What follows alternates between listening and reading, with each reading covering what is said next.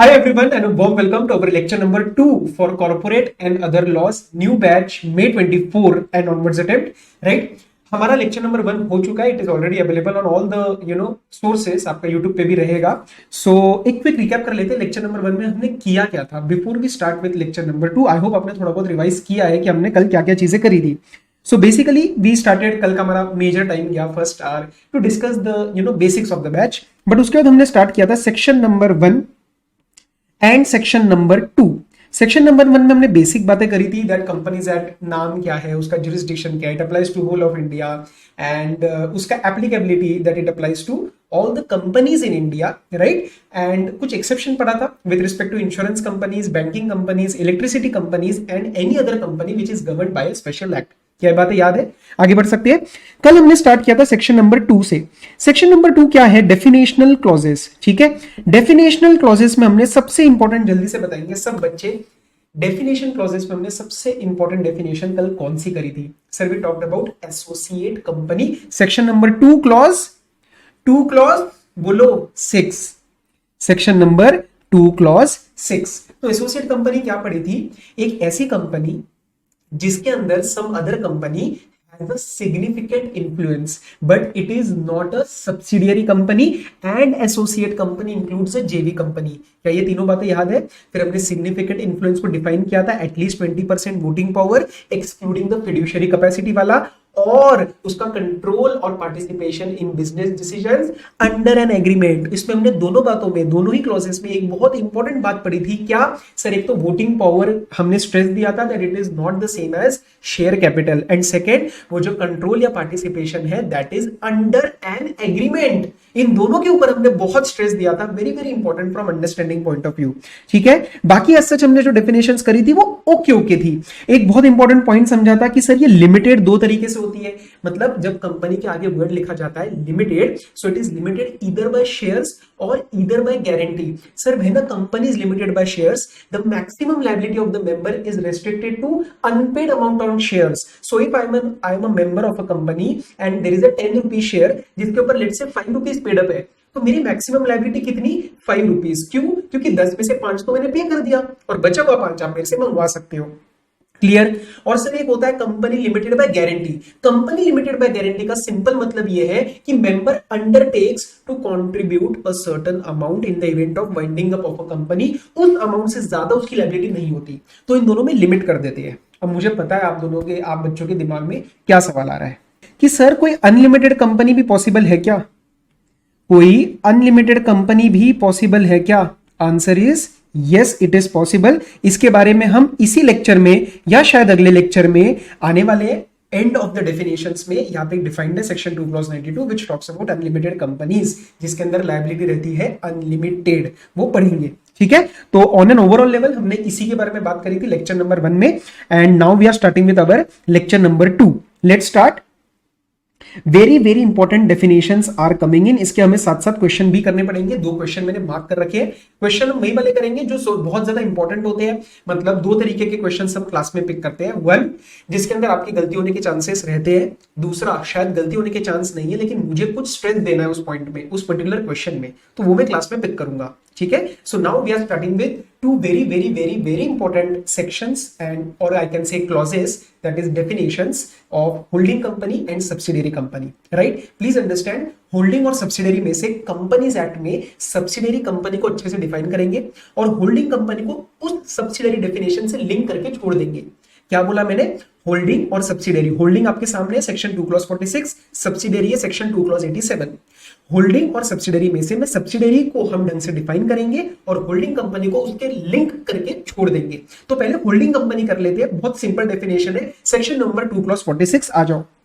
Holding company in relation to one or more other companies means a company of which such companies are subsidiary companies. तो holding company कुछ खास define नहीं किया. उन्होंने बोला कि मेरे रिलेशन में other companies are subsidiary companies, तो मैं उसकी होल्डिंग हो गई. यहां पे एक बात बहुत इंपॉर्टेंट आपको जो है वो मार्क करनी है. क्या मार्क करनी है? कि sir it is possible that a company may have 1 और मोर सब्सिडियरी कंपनीज. लिखेंगे ये बात सब बच्चे कि more than 1 subsidiary possible. Reliance industries limited की क्या एक सब्सिडरी है या एक से ज्यादा? आंसर इज एक से ज्यादा। टाटा सन्स लिमिटेड क्या उसकी एक सब्सिडरी है या एक से ज्यादा? एक से ज्यादा। आपके सामने होल्डिंग कंपनी की डेफिनेशन में ये चीज प्रूव हो चुकी है। क्या लिखा है?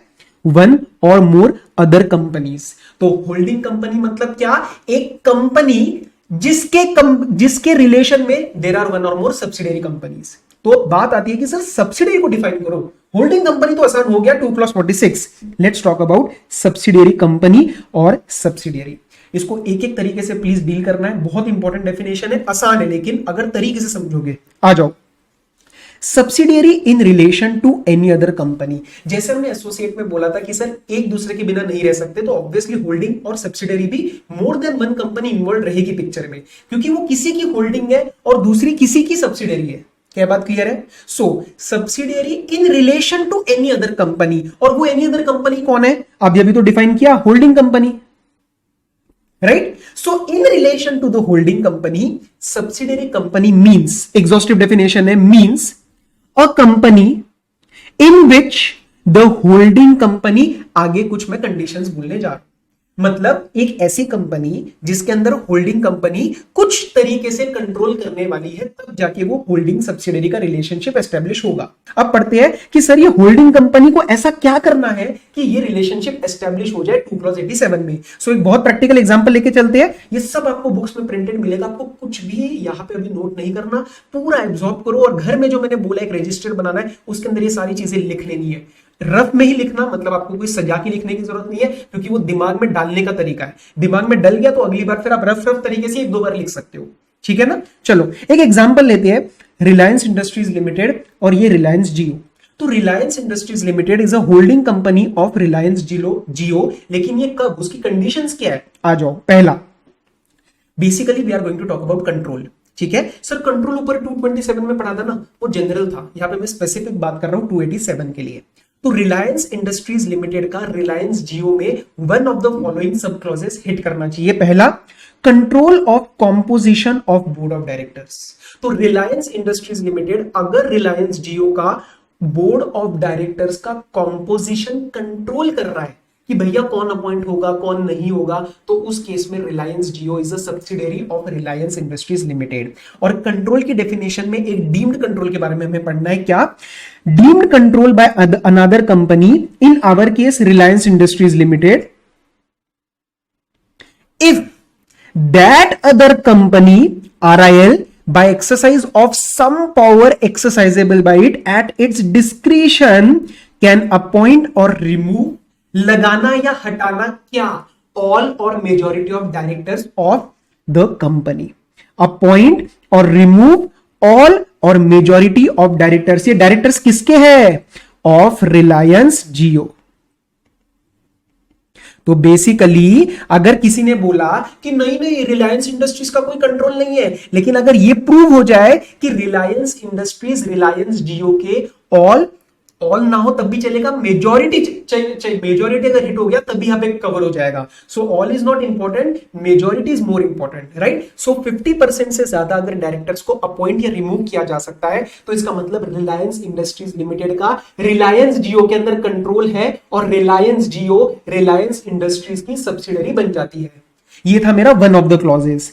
तो या तो अगर ये हिट हुआ तो उस केस में सब्सिडियरी का रिलेशनशिप एस्टेब्लिश हो गया, और मतलब या तो ये या तो वो, दोनों कंप्लाई करने की जरूरत नहीं है। आ जाओ दूसरा, एक्सरसाइज और control of more than half of total voting power. More than 50% voting power control करती है Reliance industries limited in Reliance Jio. Sir point to be noted, यहां पे क्या बोला गया है? सर क्या बोला गया है? Total voting power. Share capital मत यूज करना, पेड अप शेयर कैपिटल नहीं यूज करना है, ठीक है? सर ये जो एक्सरसाइज कर रही है वोटिंग पावर, ये खुद से कर रही है या खुद के और किसी सब्सिडियरी के साथ, फर्क नहीं पड़ता।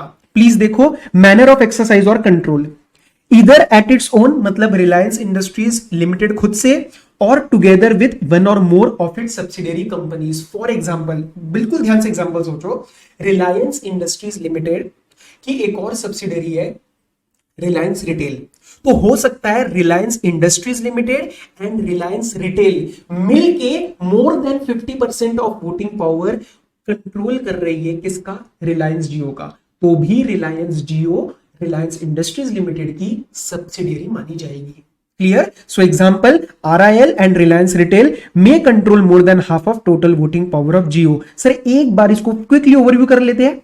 ठीक है, हमने बेसिकली दो डेफिनेशंस की बात करी, holding company and subsidiary company. Holding company section 2 clause 46, subsidiary company 2 clause 87। Holding company detail नहीं डिफाइन करा गया, बोला गया कि होल्डिंग कंपनी मतलब इन रिलेशन टू वन और more companies, means a company to which other companies are subsidiary. Point to be noted, only one important point, that एक company की मोर देन वन सब्सिडियरी हो सकती है। सब्सिडरी को कैसे define किया, सेक्शन 2 क्लॉज 87 में। क्या सब्सिडरी की एक से ज्यादा होल्डिंग हो सकती है, आंसर इज नो। एक कंपनी की एक ही होल्डिंग रहेगी। होल्डिंग बनने के लिए कंट्रोल होना जरूरी है, जो कि दो चीजों से आ सकता है, दोनों नहीं, दो में से कोई एक, क्योंकि दोनों के बीच में और यूज करा है। क्लियर? दोनों में के बीच में और यूज करा है। पहला, control of composition of board of directors. उसमें एक और डीम्ड कंट्रोल का डेफिनेशन समझा हमने, मतलब क्या, control includes if the other company can appoint or remove, लगाना या हटाना, all or even majority of the directors of the company. And second, control of more than 1/2, मतलब more than 50% of voting power. क्या बात clear है? ये voting power खुद से भी आ सकता है या फिर खुद से along with another subsidiary, कोई और उसकी दूसरी सब्सिडियरी मिला के भी ये कंट्रोल एक्सरसाइज कर सकते हैं। क्या बात आगे बढ़ाई जा सकती है? हाँ सर, बिल्कुल क्लियर है, एकदम आगे बढ़ाओ। Indirect control covered as well, ये है explanation number A, very very important, please understand.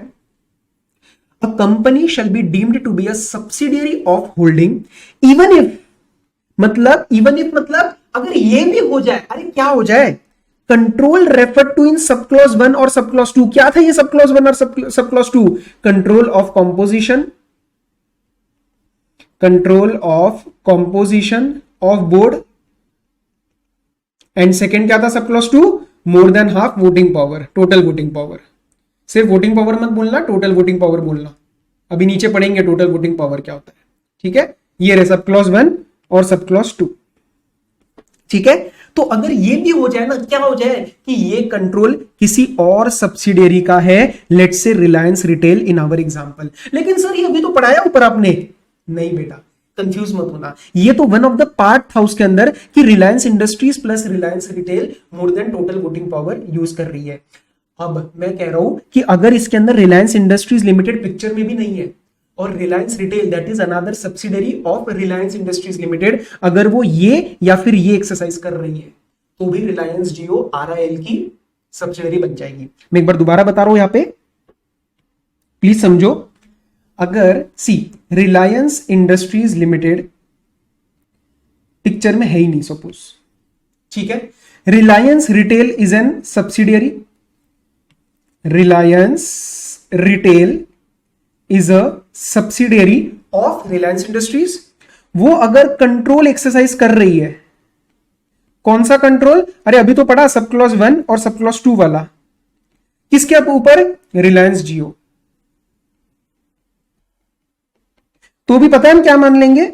हम मान लेंगे कि Reliance Jio is a subsidiary of Reliance industries. क्यों? क्योंकि ये जो रिलायंस रिटेल है जिसका कंट्रोल है वो रिलायंस इंडस्ट्रीज लिमिटेड की सब्सिडियरी है। So kind of indirect control is also covered in our 2 clause 87।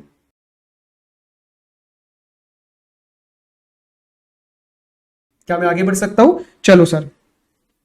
For both of the about definitions the word company includes body corporate, मतलब हम बोल रहे होल्डिंग कंपनी लेकिन कंपनी को वाइड करके बॉडी कॉर्पोरेट का जो है वो दर्जा दिया गया है। तो अगर कोई बाहर की कंपनी इनकॉर्पोरेटेड है वो भी यहाँ पे होल्डिंग कंपनी बन सकती है, कोई बड़ी बात नहीं। क्यों? Because we are including the definition of body corporate as well. कहां डिफाइन किया था बॉडी कॉर्पोरेट को? फटाफट से बताएंगे सब बच्चे।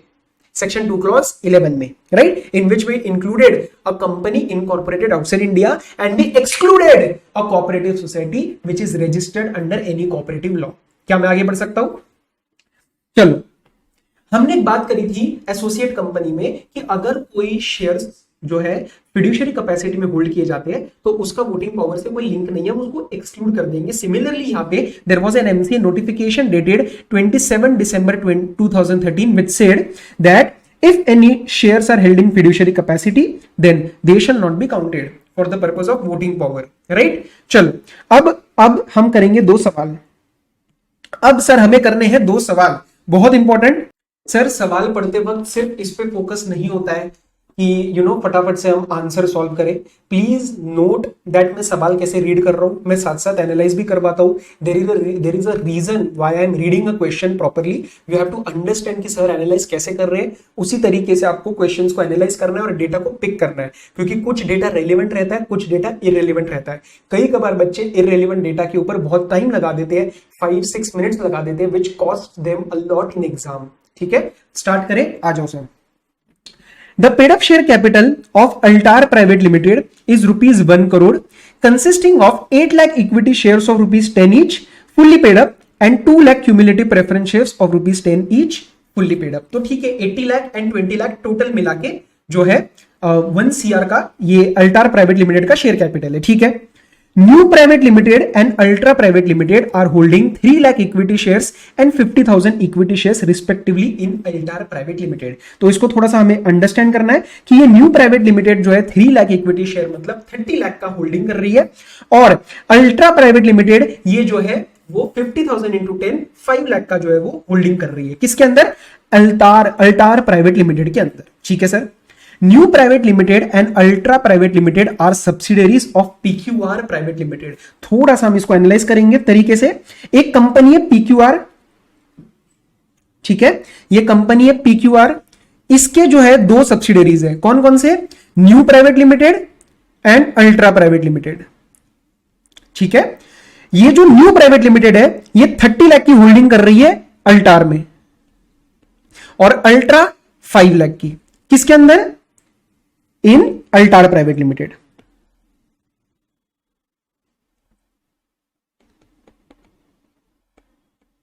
ओके, आगे बढ़ते। ऐसा ना बेसिक सा एनालिसिस कर रहा हूं कि हमें समझ आ जाए कि भैया एनालिसिस किसको करने वाले हैं। बाद में बहुत कंपनीज दिमाग में घूमना स्टार्ट हो जाएंगी। आगे बढ़ो। With reference to the provisions of Companies act 2013 examine, क्या एग्जामिन करना है इसके ऊपर पूरा ध्यान देंगे बच्चे। Whether Altar private limited is a subsidiary of PQR। क्या आपको क्वेश्चन समझ आया? आगे अभी मत पढ़ो, वीडियो और आंसर भी डिफरेंट पे मत जाओ, क्योंकि आपका दिमाग कंफ्यूज हो जाएगा पेपर में। पहले हमें इसको आंसर करना है। क्या पूछा है कि सर अल्टार प्राइवेट लिमिटेड क्या PQR की सब्सिडरी है? यहां पे क्या इनडायरेक्ट कंट्रोल आ सकता है? क्योंकि ऊपर अभी अभी पढ़ा था कि सब्सिडरीज का भी कंट्रोल अलाउड है to establish the relationship of subsidiary. तो अल्टार प्राइवेट लिमिटेड का जल्दी से सब बच्चे मुझे बताएंगे। देखो बताएंगे मतलब आप घर पे बैठ के, रूम में बैठ के बोलो मेरे साथ, ठीक है, बोलते रहो साथ साथ। जल्दी से सब बच्चे बताएंगे कि सर ये अल्टार प्राइवेट लिमिटेड का शेयर कैपिटल कितना है? Sir 1 CR। ओके सर, आपने ना अभी जो पढ़ाया था हमें ये 2 क्लॉज 87 में, उसमें one of the clauses to establish control था composition of board of director, वो तो यहां पे नहीं लग रहा। और दूसरा पढ़ाया था आपने वोटिंग पावर, सर वो भी यहाँ पे नहीं दिया, यहाँ पे तो शेयर कैपिटल दिया है। अरे लाला जी, कल की क्लास में क्या बताया था आपको कि अगर आपको वोटिंग पावर की इंफॉर्मेशन नहीं दी है तो आप अज्यूम करो कि 1 शेयर का 1 वोट है, तो अगर 10% शेयर कैपिटल है तो 10% वोटिंग भी आप अज्यूम करो। इसका एक नोट दो, ठीक है, क्योंकि आपको लीगल प्रोविजंस में क्या बोलना है। सर लीगल प्रोविजंस में हमें बात करनी थी वोटिंग पावर के बारे में, लेकिन अगर नहीं दिया गया ऐसे स्पेसिफिकली, तो आपको अजम्पशन नोट लगा के आगे चलना पड़ेगा। क्वेश्चन थोड़ी ना छोड़ दोगे, ठीक है ना। चलो आओ आगे। तो पेड अप शेयर कैपिटल का 50% कितना होता है? 50 lakh. Paid up share capital का 50% कितना होता है? 50 लाख। क्या उतना इन दोनों ने होल्ड किया है? Answer is no. उन्होंने कितना होल्ड किया है? 35 लाख। तो क्या इस केस में more than 50% of voting power मतलब more than half of voting power की कंडीशन कंप्लाई हुई? Answer is no. So question was, is Altar private limited a subsidiary of PQR? Answer is no, because condition not satisfied as per section 2 clause 87 sub clause 1 सब clause 2 define करके आपको answer देना है।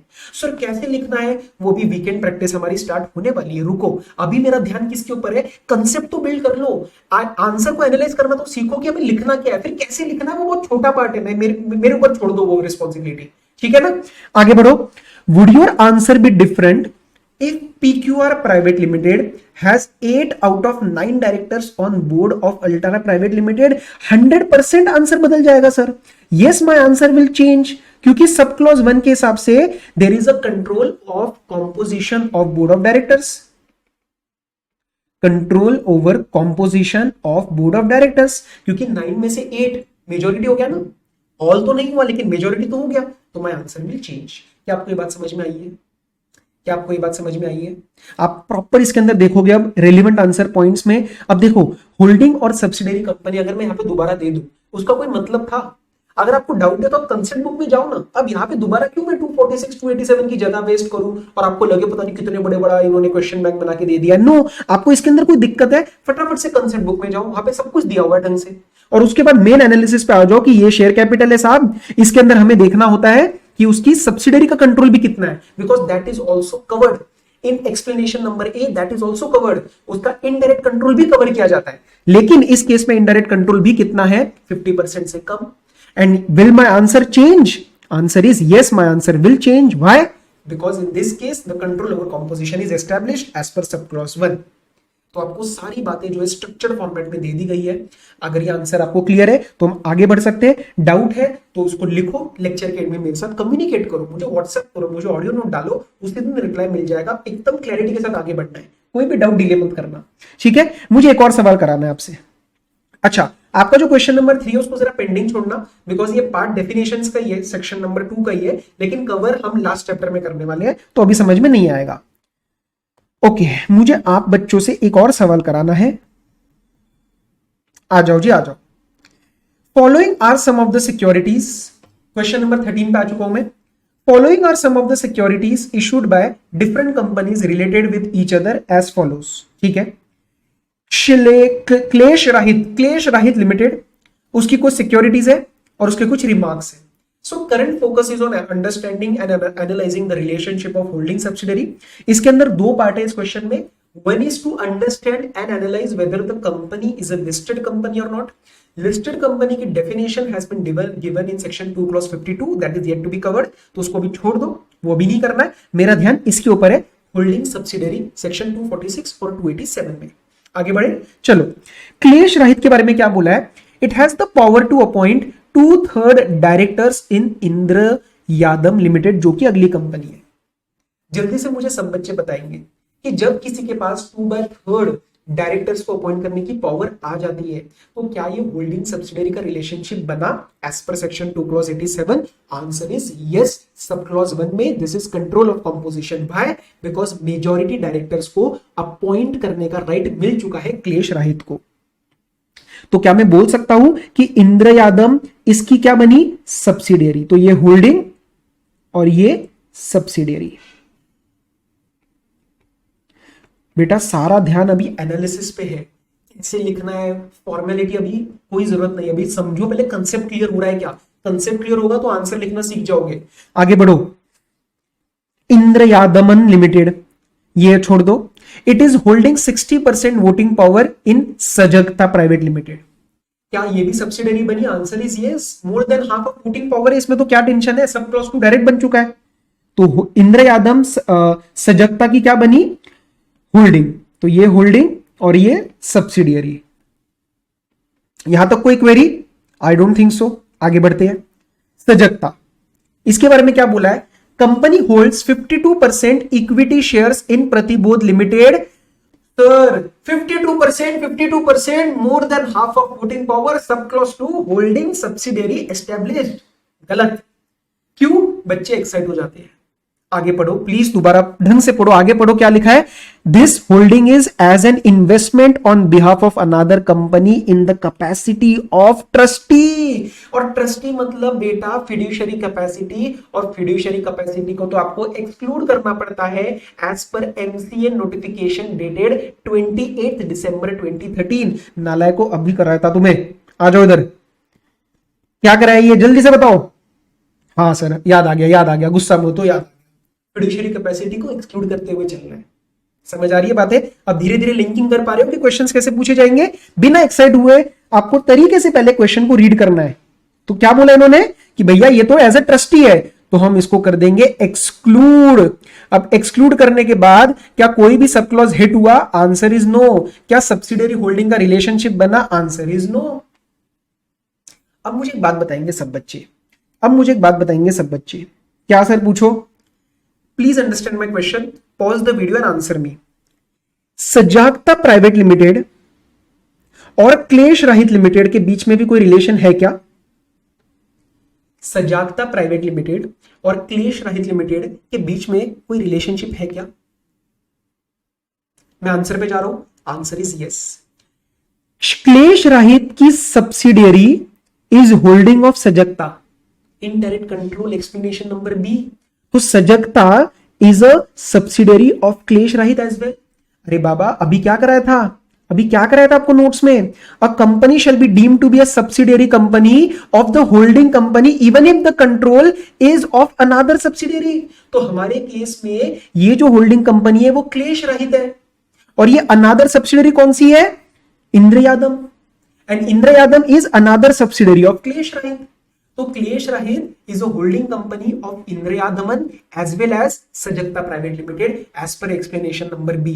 क्या आपको ये बात समझ में आई है? तो मैंने 4 एस्टेब्लिश किए रिलेशनशिप्स, मतलब 4 चीजों का एनालाइज किया है। एक इन दोनों के बीच में, एक सजगता और प्रतिबोध के बीच में, और एक क्लेश रहित और सजगता के बीच में। ये सारी बातें नीचे दी गई है along with part number 1, that is कि क्या ये कंपनीज लिस्टेड है या नहीं। ये अभी आपको समझ में नहीं आएगा, मैं अभी आपको कराऊंगा सेक्शन 2 क्लॉज 52 में।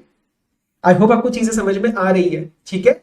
एक बार आप you have to get used to it. अभी आप रिवाइज करोगे, एक बार क्वेश्चंस को एनालाइज करोगे तो आपको और क्लैरिटी मिलेगी। नीचे एनालिसिस में आपको सारी बातें दे रखी है। क्लेश रहित और इंद्र यादव को हमने प्रूव किया कि ये सब्सिडरी है। इंद्र यादव और सजगता को प्रूव किया कि सजगता इसकी सब्सिडरी है। क्यों? क्योंकि मोर देन 50% का डायरेक्ट वोटिंग पावर था। क्लेश रहित और सजगता को भी हमने प्रूव किया इनडायरेक्ट कंट्रोल के द्वारा, एक्सप्लेनेशन नंबर बी के द्वारा, राइट? एंड सजगता एंड प्रतिबोध में कुछ भी नहीं हो पाया। क्यों? क्योंकि 50% से ज्यादा वोटिंग पावर तो था, 50% से ज्यादा वोटिंग पावर तो था, लेकिन ये ट्रस्टी की तरह था, तो वो एक्सक्लूड हो जाएगा। I hope this is clear. अब बात करते जरा आगे। अब कुछ डेफिनेशन थोड़ी आसान है, तो उसको हम थोड़ा सा आगे क्विकली करेंगे।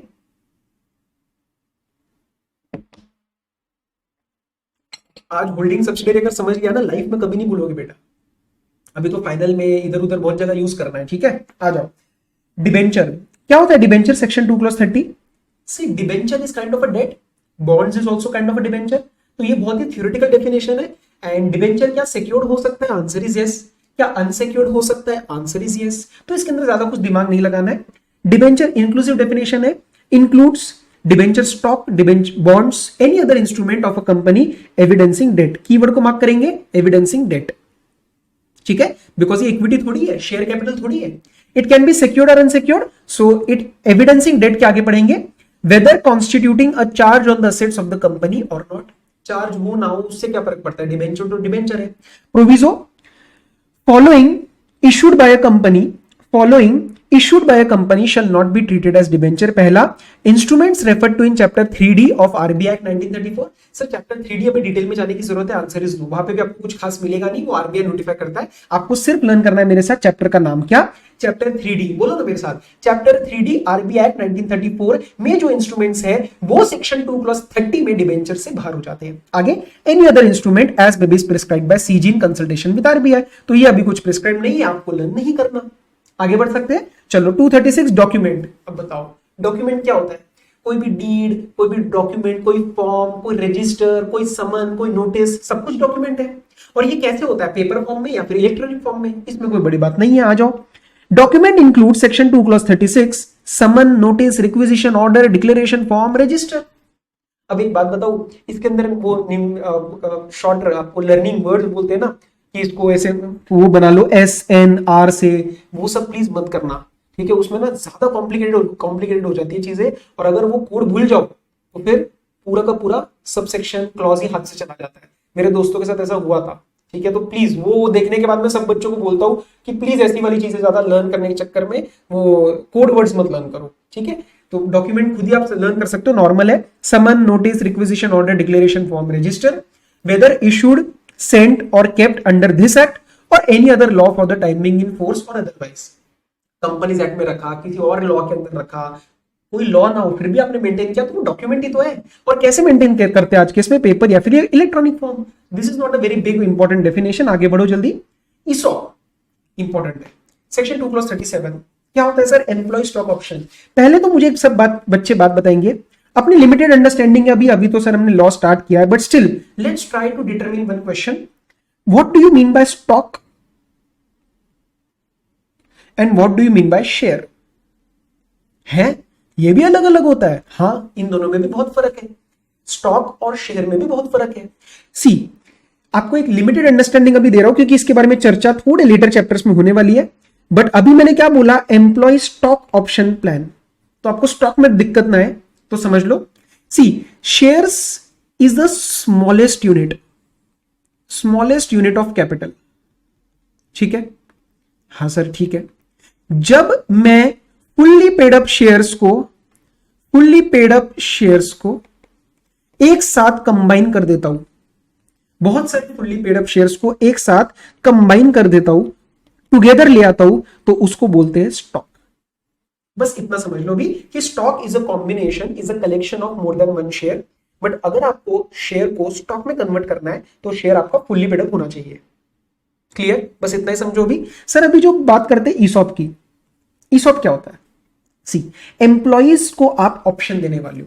ठीक है, एम्प्लॉइज को एक ऑप्शन देने वाले हो कि भैया आप हमारे शेयर खरीद लो। सर अभी तो आपने स्टॉक बोला, शेयर क्यों बोल रहे हो? अरे ये स्टॉक उन्होंने प्यार से वर्ड यूज करा है, बात शेयर की हो रही है तो समझते हैं। Employ stock option means option given. Obvious सी बात है, आपने ऑप्शन दिया किसको? सर कंपनी के लोग कौन होते हैं? कंपनी के डायरेक्टर, कंपनी के एम्प्लॉइज, कंपनी के ऑफिसर्स। बोला एम्प्लॉई है लेकिन ऑफिसर्स भी तो एम्प्लॉई है, डायरेक्टर भी एम्प्लॉय हो सकते हैं। सर डायरेक्टर एम्प्लॉय हो सकते हैं, ऐसा कैसे? सी, थोड़ा सा ये आपके आउट ऑफ कोर्स है लेकिन मैं हिंट दे रहा हूं क्योंकि डाउट आता है। ये सारे के सारे डायरेक्टर्स एम्प्लॉय नहीं होते, कुछ कुछ डायरेक्टर्स पार्ट टाइम काम करते हैं। जैसे इंडिपेंडेंट डायरेक्टर, वो कंपनी का एम्प्लॉय नहीं होता है। ठीक है? So please understand, all directors are not employees of the company. यहां पे मैं उन्हीं डायरेक्टर्स की बात कर रहा हूं जो एम्प्लॉइज है। Okay, so ESOP means an option given to the directors, officers और एम्प्लॉइज। ठीक है सर, ये ऑफिसर्स एम्प्लॉइज किसके? या तो कंपनी के, या कंपनी की होल्डिंग कंपनी के, या कंपनी की सब्सिडियरी के। तो मतलब अगर मेरी एक कंपनी है तो मेरी कंपनी ईसॉप दे सकती है अपने खुद के एम्प्लॉइज, डायरेक्टर्स, ऑफिसर्स को, या मेरे होल्डिंग के ऑफिसर्स, डायरेक्टर्स, एम्प्लॉइज को, या मेरे सब्सिडियरी के ऑफिसर्स, एम्प्लॉय, डायरेक्टर्स को। क्लियर है बात? क्लियर है बात? यहां पे आपने अब एक चीज एनालाइज कर ली होगी। यहां पे क्या लिखा है? होल्डिंग कंपनी, और नीचे लिखा है कंपनी और कंपनीज। क्यों? क्योंकि more than one subsidiary possible है। हाँ सर, 246 और 287 में आपने बताया था। अब आपको क्वेरी नहीं आएगी कि सर कंपनी क्यों लिखा और नीचे कंपनीज क्यों लिखा। एक एक चीज को सर क्लैरिफाई करेंगे। ठीक है, आगे। ओके, ये तो समझ आ गया कि ऑप्शन देना है। ऑप्शन क्या है भाई? ऑप्शन क्या है? अरे शेयर्स खरीदने का, शेयर्स खरीदने का। और कौन से शेयर?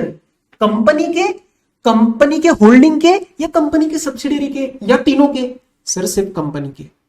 मैं दोबारा बोल रहा हूं, ऑप्शन दिया जा रहा है कंपनी के शेयर्स खरीदने का, लेकिन ऑप्शन किसको दिया जा रहा है? Officers, directors, employees of company holding plus subsidiary. Clear? लेकिन वो शेयर्स कौन से हैं? सिर्फ कंपनी के। ठीक है ना? आ जाओ। What is the option? Benefit और राइट टू परचेज और subscribe for shares of the company. Very very very important.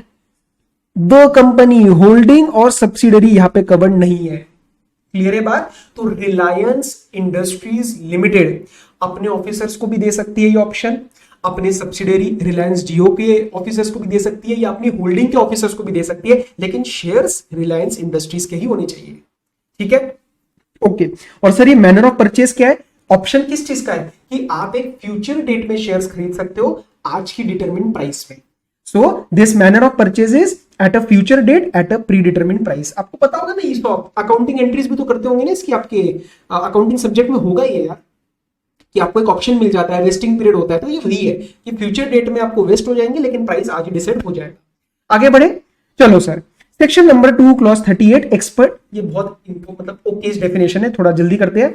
Expert includes engineer, valuer, CA CS cost accountant, या any other person who has the power or authority to issue certificate under any law. तो जो certificate दे सकता है कोई, ये generalised clause है कि कोई अगर किसी लॉ के अंडर, ऐसे नहीं मनगढ़ंत सर्टिफिकेट दे दिया लिख के, लॉ के अंडर अगर आप एक सर्टिफिकेट दे सकते हो तो आप हमारे लिए एक एक्सपर्ट हो। और इनको अलग से कोई बोलने की जरूरत नहीं थी, ये तो ऑब्वियसली सारे एक्सपर्ट है, सीए, सीएस, वैल्यूअर, इंजीनियर, ये सारे सर्टिफिकेट दे सकते हैं। आगे बढ़े, चलो अब बात आती है sir very very important section 2 clause 40। अब बहुत सारी जगह पढ़ते हैं financial statement, audit of financial statement, filing of financial statement. तो भैया फाइनेंशियल स्टेटमेंट होता क्या है सर? वही बैलेंस शीट, पीएनएल, जनरल। अरे जनरल नहीं, now we have to talk about specifics. Law की बात कर रहे हो ना, तो स्पेसिफिक बात करो कि भैया फाइनेंशियल स्टेटमेंट मतलब क्या।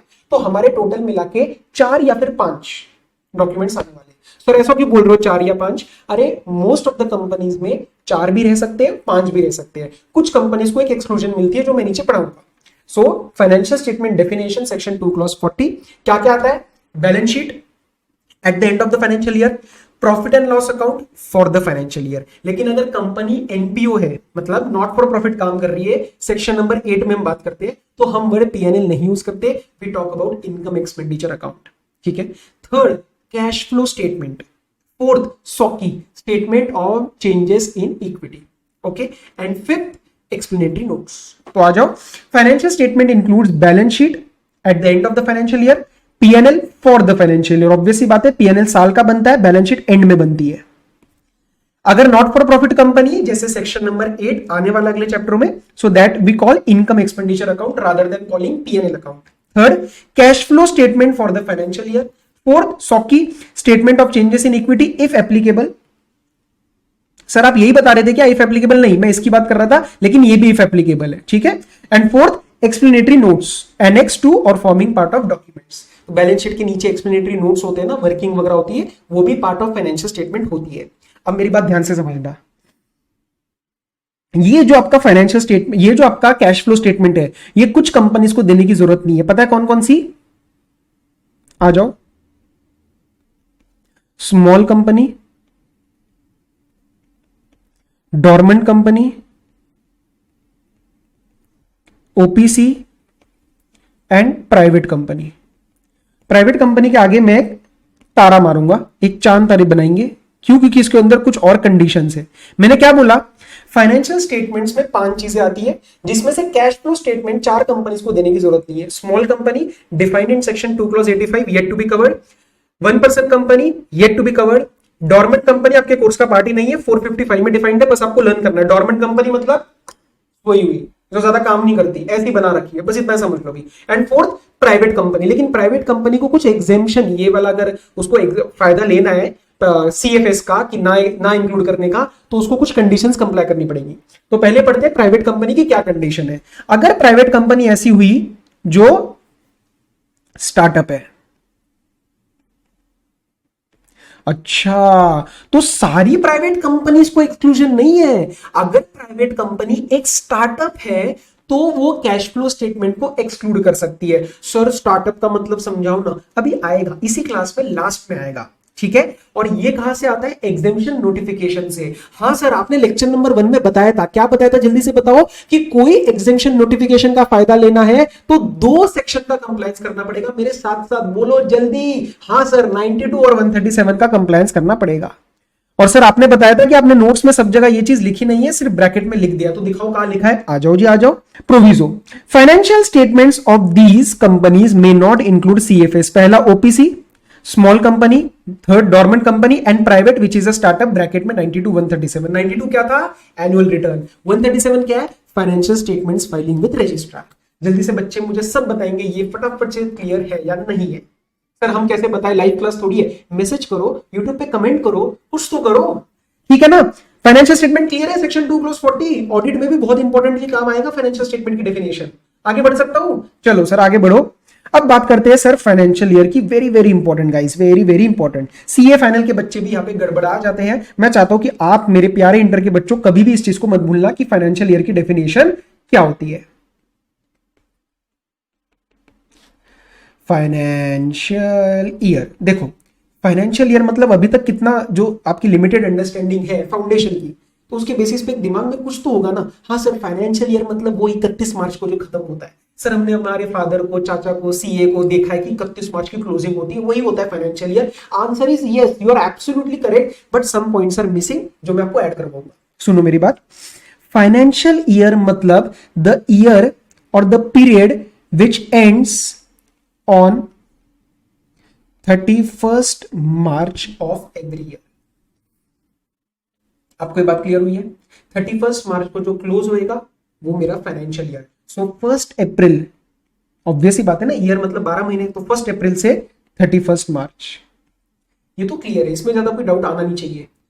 सवाल उठता है कि सर कंपनी अगर इनकॉर्पोरेट हुई है, अगर कंपनी इस साल इनकॉर्पोरेट हुई है तो उसका फाइनेंशियल ईयर कब तक खत्म करना चाहिए? तो मैं कुछ आपको एग्जांपल्स लेके चलता हूं और फिर धीरे धीरे कंसेप्ट बिल्ड कराऊंगा, फिर डेफिनेशन पे आऊंगा। प्लीज बच्चे ध्यान से, सारे बच्चे ध्यान से देखेंगे। यहां मैं आपको 3 एग्जांपल्स लिख रहा हूं। Suppose the company incorporation date is, let's say 3rd April 23. Another example, 8th September 23. Another example, 19th December 23. Another example, 21st January 24. Another example, 25th March 24. जल्दी से बताएंगे इसका फाइनेंशियल ईयर कब खत्म होगा। मेरे आगे बोलना स्टार्ट कर दो, लिखना स्टार्ट कर दो अपने डायरी में, जो आप मेरे साथ क्लास में लेके बैठ रहे हो।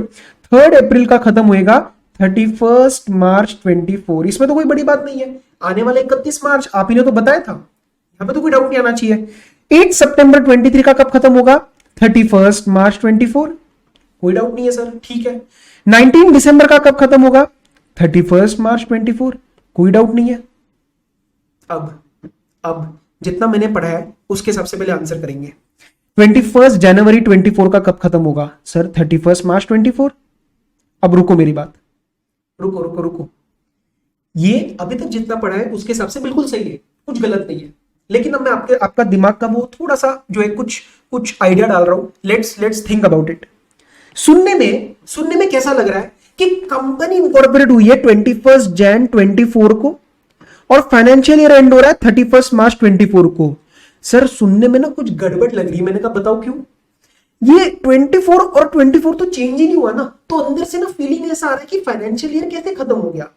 अरे 24 कुछ चेंज तो होना चाहिए ना, कि ईयर खत्म हुआ, नया साल आया, जैसे 23 से 24 हुआ, जैसे 23 से 24 हुआ, जैसे 23 से 24 हुआ। वो यहां मजा नहीं आ रहा है सर, ऐसे लग रहा है ईयर तो सेम ही है, तो फाइनेंशियल ईयर इसको बोलना ठीक नहीं लग रहा। लॉ ने बोला बिल्कुल ठीक। तो एक काम करते हैं, अगर एक कंपनी 1 जैन या 1 जैन के बाद बनी हो, मतलब इन द पीरियड ऑफ 1 जनवरी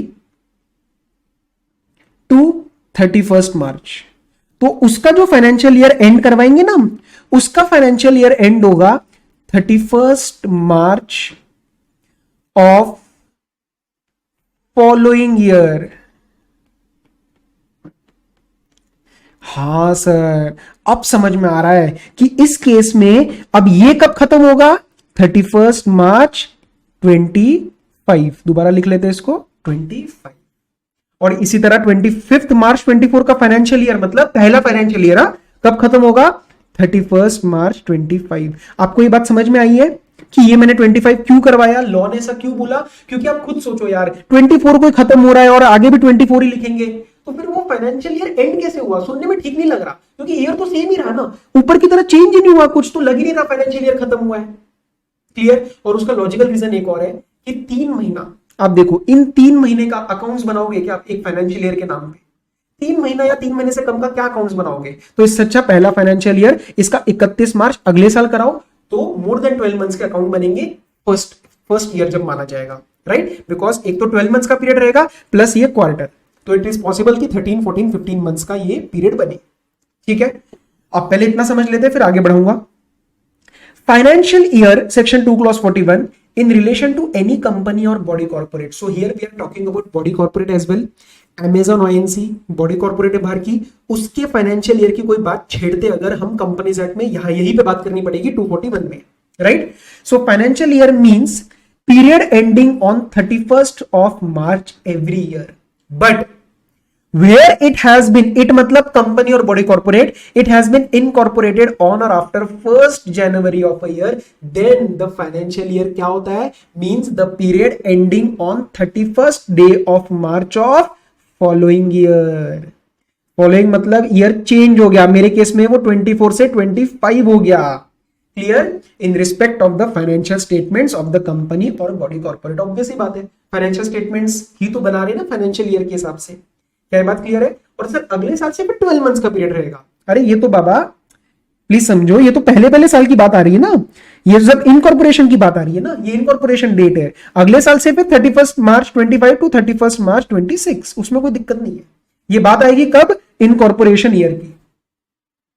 क्या मैं आगे बढ़ सकता हूं? क्या मैं आगे बढ़ सकता हूं? ये मैंने कुछ एग्जांपल जो आपको ऑलरेडी करा दी है, तो इसमें कोई दिक्कत नहीं है। ये जस्ट रिवीजन के टाइम आपको एक बार रीड करने और उसके बाद फिर काट सकते हो। आपको लग रहा है ना सर ये जो नोट्स बड़े, इसमें से बहुत सारी चीजें मैं कटवाऊंगा, साथ साथ अभी बता ही रहूंगा आपको खुद ही समझ आ जाएगा क्या पढ़ना है क्या नहीं। क्लियर? अच्छा, अब इस बच्चे का डाउट है। मैंने कहा सुन बच्चे, क्या डाउट है, इतना क्या सोच रहा है? कह रहा है sir for all the companies in India financial year always ends on 31st March, और is it possible that there can be some exceptions. मैंने कहा तेरे को ये डाउट क्यों आया बेटा, क्यों आया ये डाउट? रुको एक minute.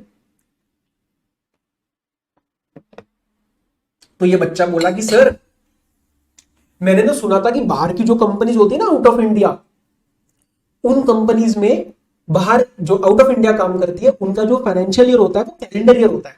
So they operate on 1st Jan to 31st December basis rather than 1st April to 31st March। तो सपोज इंडिया में एक कंपनी है which is subsidiary of Amazon. Please follow my example, आंखें बंद सुनो मेरी बात ढंग से। अमेजॉन की इंडिया में एक सब्सिडरी है Amazon India limited. Amazon India का फाइनेंशियल ईयर क्या होगा? 1st April to 31st March। और बाहर के अमेजॉन का क्या होगा? 1st Jan to 31st December। अब हर साल वहां कॉन्सोलिडेशन करना पड़ेगा। यूएस गवर्नमेंट, फेडरल गवर्नमेंट बोलेगा भैया तुम्हारा कॉन्सोलिडेशन करके हमें फाइनेंशियल स्टेटमेंट फाइल करो आईआरएस को।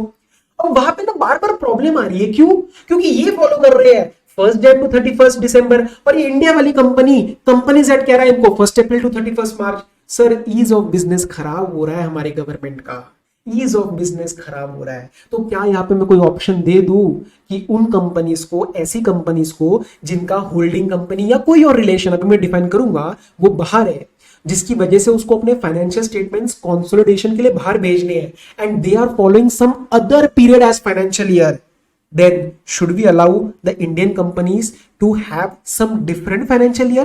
मतलब that is not 1st April to 31st March? Answer is yes। इसके लिए आपको अप्रूवल लेना पड़ेगा सेंट्रल गवर्नमेंट से। ठीक है, एक कंसेप्ट क्लियर हुआ है। अब इसको आगे बढ़ाते हैं। देखो, a company or body corporate can file an application in prescribed form and manner. अच्छा, बहुत सारी जगह बेटा आपको ये वर्ड्स दिखेंगे प्रिस्क्राइब्ड, आपको ये वर्ड्स दिखेंगे prescribed. What do you mean by prescribed? Prescribed means by rules। सारी बातें सेक्शन में नहीं लिखी जाती है, कुछ बातें प्रोसीजरल होती है, वो रूल्स के द्वारा दी जाती है। हर एक चैप्टर के रूल्स है, आपके इंडेक्स में चैप्टर नंबर के चैप्टर के साथ रूल्स का भी नाम दिया गया प्रोमिनेंटली, राइट? तो उसी रूल्स को ही हमने यहाँ पे डिफाइन किया जो जो चैप्टर है। क्लियर है? तो रूल्स के नाम गलत मत लिखना, ठीक है? तो आ जाओ। A company or body corporate may file an application in prescribed form and manner to the central government। लेकिन कौन सी कंपनी और बॉडी कॉर्पोरेट, उसको दो कंडीशन कंप्लाई करनी पड़ेगी। क्या? First, which is a holding और सब्सिडियरी और associate of a company incorporated outside India. मेरे केस में सब्सिडियरी थी, हो सकता है होल्डिंग कंपनी हो सकता है एसोसिएट कंपनी हो। तो holding, subsidiary, associate of a company which is incorporated outside India. And second is required to follow different financial year for consolidation of its accounts outside India. और इसी consolidation में problem होती है, इसीलिए ये company या बॉडी कॉर्पोरेट एप्लीकेशन फाइल करेगी and central government may allow. So it's discretionary, it is not shall, it is may, it is not shall, it is may. CG may allow any period as its financial year. तो मेरे case में example में सीजे allow कर देगा कि ले बेटा तू 1st Jan से 31st December अपना फाइनेंशियल ईयर रख ले। क्यों? क्योंकि तेरे जो होल्डिंग कंपनी है, तू सब्सिडरी है, तेरी जो होल्डिंग कंपनी है अमेजॉन आईएनसी यूएसए, वहां पे तेरा कंसोलिडेशन होने वाला है 1st Jan to 31st December के हिसाब से। क्लियर? आगे लिखा है वेदर और not that period is a year. यहाँ पे कई बच्चों को क्वेरी आता है, वो रट्टा मार लेते हैं। बेटा रट्टा कुछ भी नहीं मारना है। ये क्यों लिखा है वेदर और not that period is a year? ये रेलिवेंट है only for the year of application. पता है क्यों?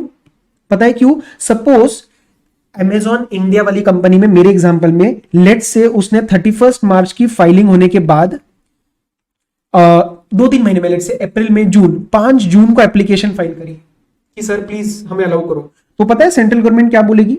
सेंट्रल गवर्नमेंट बोलेगी ठीक है, एक काम करते हैं, इस साल के लिए आपका लेट्स से ये 10 जून को जो है एप्लीकेशन अलाउ की जा रही है, इस साल के लिए 10 जून से 31 दिसंबर आप अपना जो है वो फाइनेंशियल ईयर रख लो बचा हुआ, एंड नेक्स्ट ईयर से फिर आप 1 जन टू 31 दिसंबर फॉलो करना। अरे एक ना एक साल में तो ब्रेक आएगा ना, एक ना एक साल में तो वो ब्रेक आएगा ना ईयर ऑफ एप्लीकेशन में, और फिर अगले साल से 12-12 महीने का मैच हो जाएगा। एक साल में तो वो पीरियड आएगा ना जिसके अंदर आपका छोटा बनेगा फाइनेंशियल ईयर, जो कि पूरा ईयर नहीं होगा, पूरे 12 मंथ्स नहीं रहेंगे। मेरे केस में आपने एग्जांपल में देख लिया।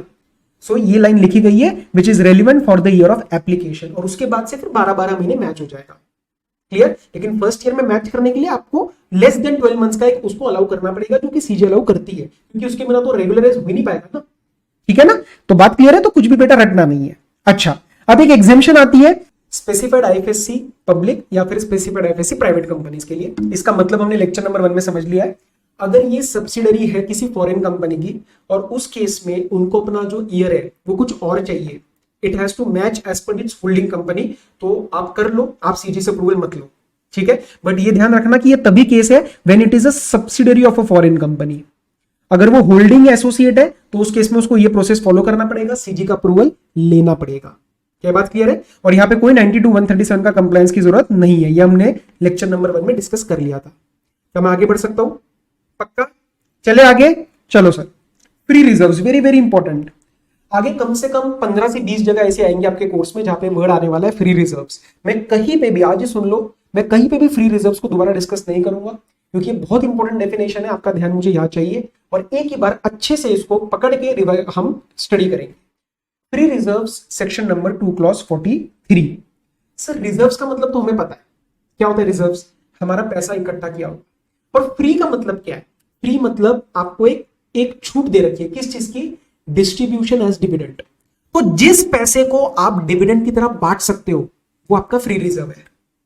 मैं बता रहा हूं क्या, आपके बहुत सारे कोर्स में, बहुत सारी जगह लिमिट्स में ये वर्ड आने वाला है फ्री रिजर्व्स। तो फ्री रिजर्व्स का मतलब क्या है? Amount of reserves which you can distribute as dividend. Clear? So free मतलब the amount of reserves which are available for distribution as dividend. अब सर बात आती है ये रिजर्व्स किस दिन के देखने हैं? ऑलमोस्ट हर जगह आपको यही आएगा, you have to see as per latest audited balance sheet. As per latest audited balance sheet. Sir इसके एग्जांपल दो। PNL credit balance, general reserve. General reserve तो कोई रेस्ट्रिक्शन ही नहीं है, आप कुछ भी कर लो। पीएनएल क्रेडिट बैलेंस आपका खुद का पैसा इकट्ठा हुआ है, कैसे भी डिस्ट्रीब्यूट कर दो, आप उसको डिविडेंड की तरह भी दे सकते हो। सर इसका एक और एग्जांपल दे रहा हूं, प्लीज लिखेंगे मेरे साथ सारे बच्चे, मैंने जान के उसको नोट्स में नहीं दिया, आपको लिखवा रहा हूं। Dividend equalisation reserve.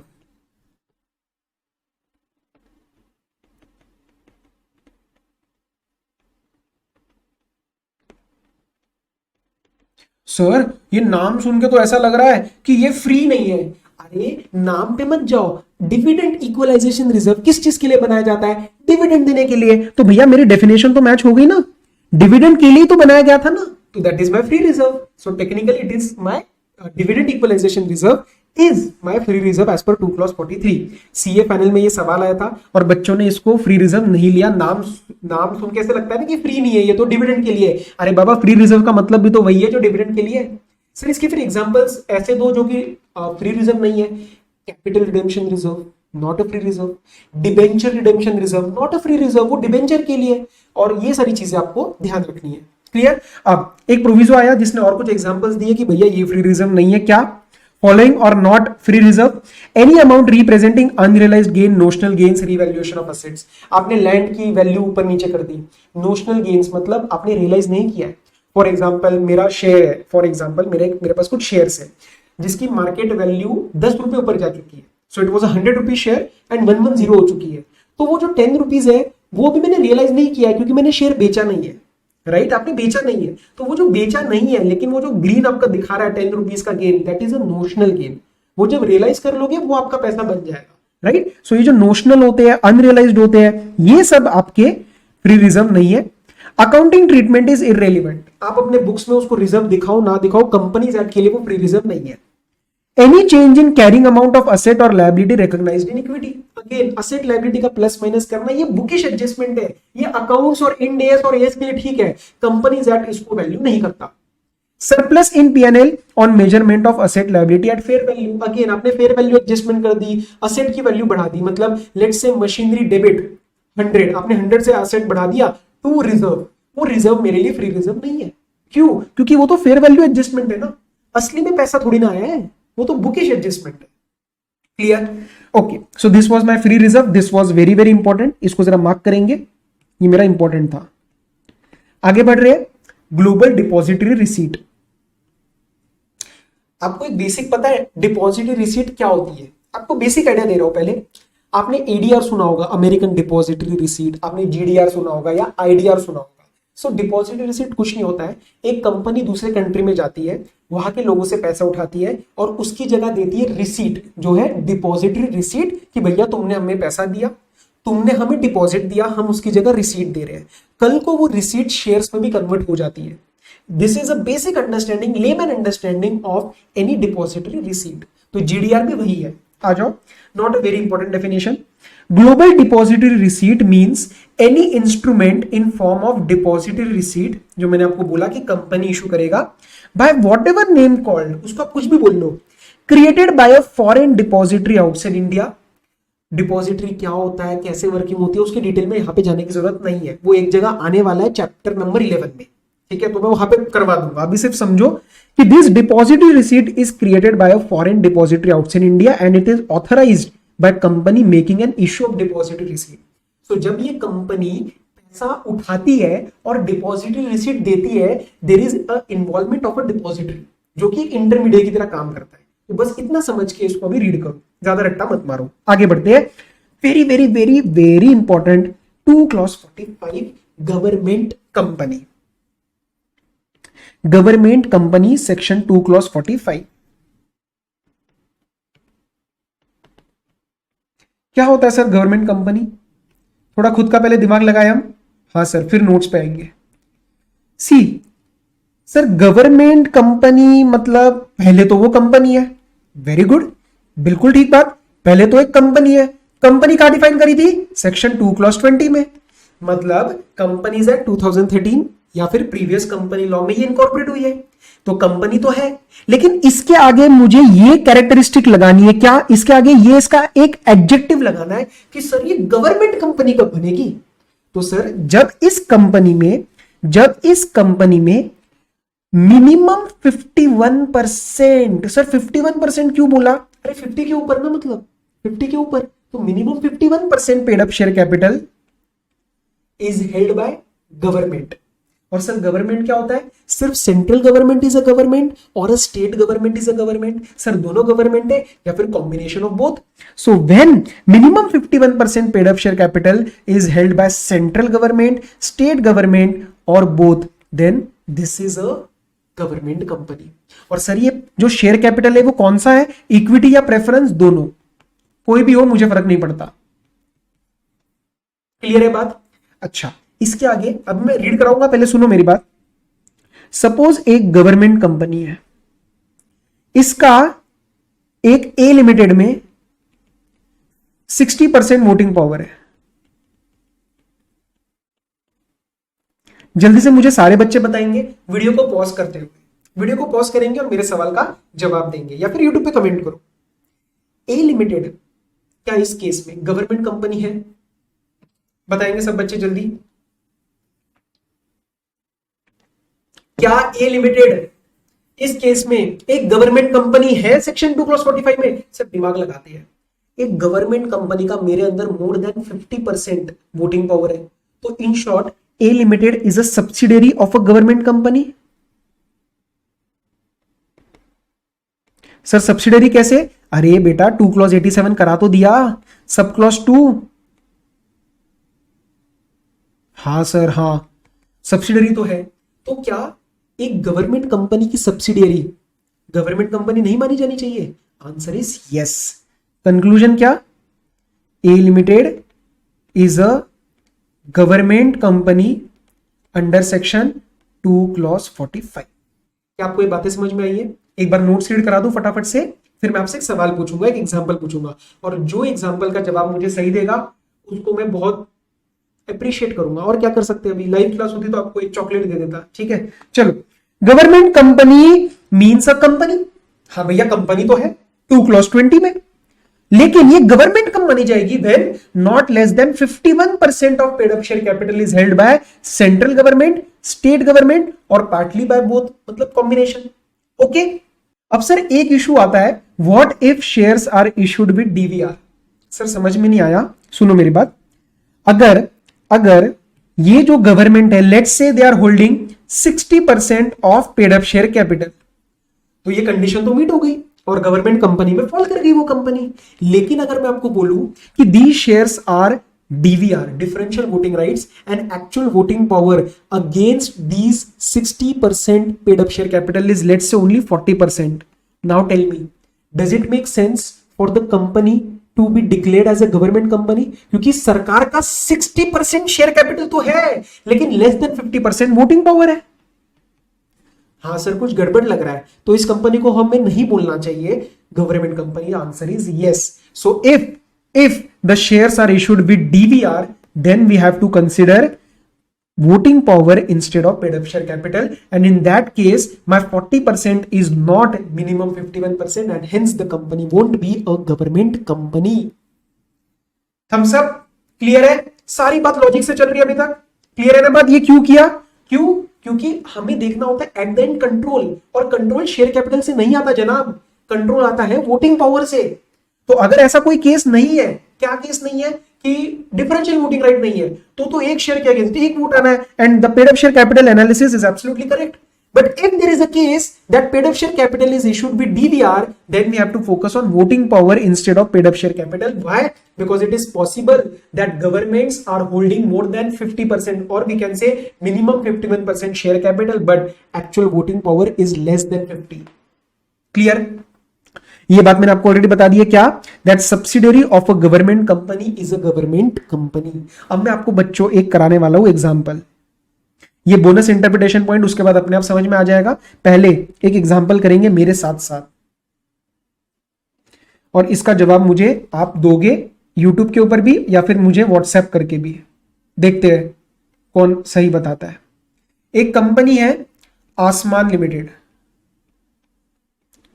इसका पेड अप शेयर कैपिटल मैं आपको दे रहा हूं, structure holding, paid up share capital का स्ट्रक्चर बता रहा हूं कि कौन कितना होल्ड करता है। सेंट्रल गवर्नमेंट होल्ड करती है 20%, दिल्ली गवर्नमेंट होल्ड करती है 20%, और एक कंपनी है वायु लिमिटेड, वो होल्ड करती है 20%। कितना हुआ? 20, 40, 60, और बैलेंस 40% होल्ड कर रही है पब्लिक। ध्यान रखने वाली बात बेटा ये है, ये जो वायु लिमिटेड है ये गवर्नमेंट कंपनी है। मेरा सवाल आपसे ये है कि क्या आसमान लिमिटेड एक गवर्नमेंट कंपनी है?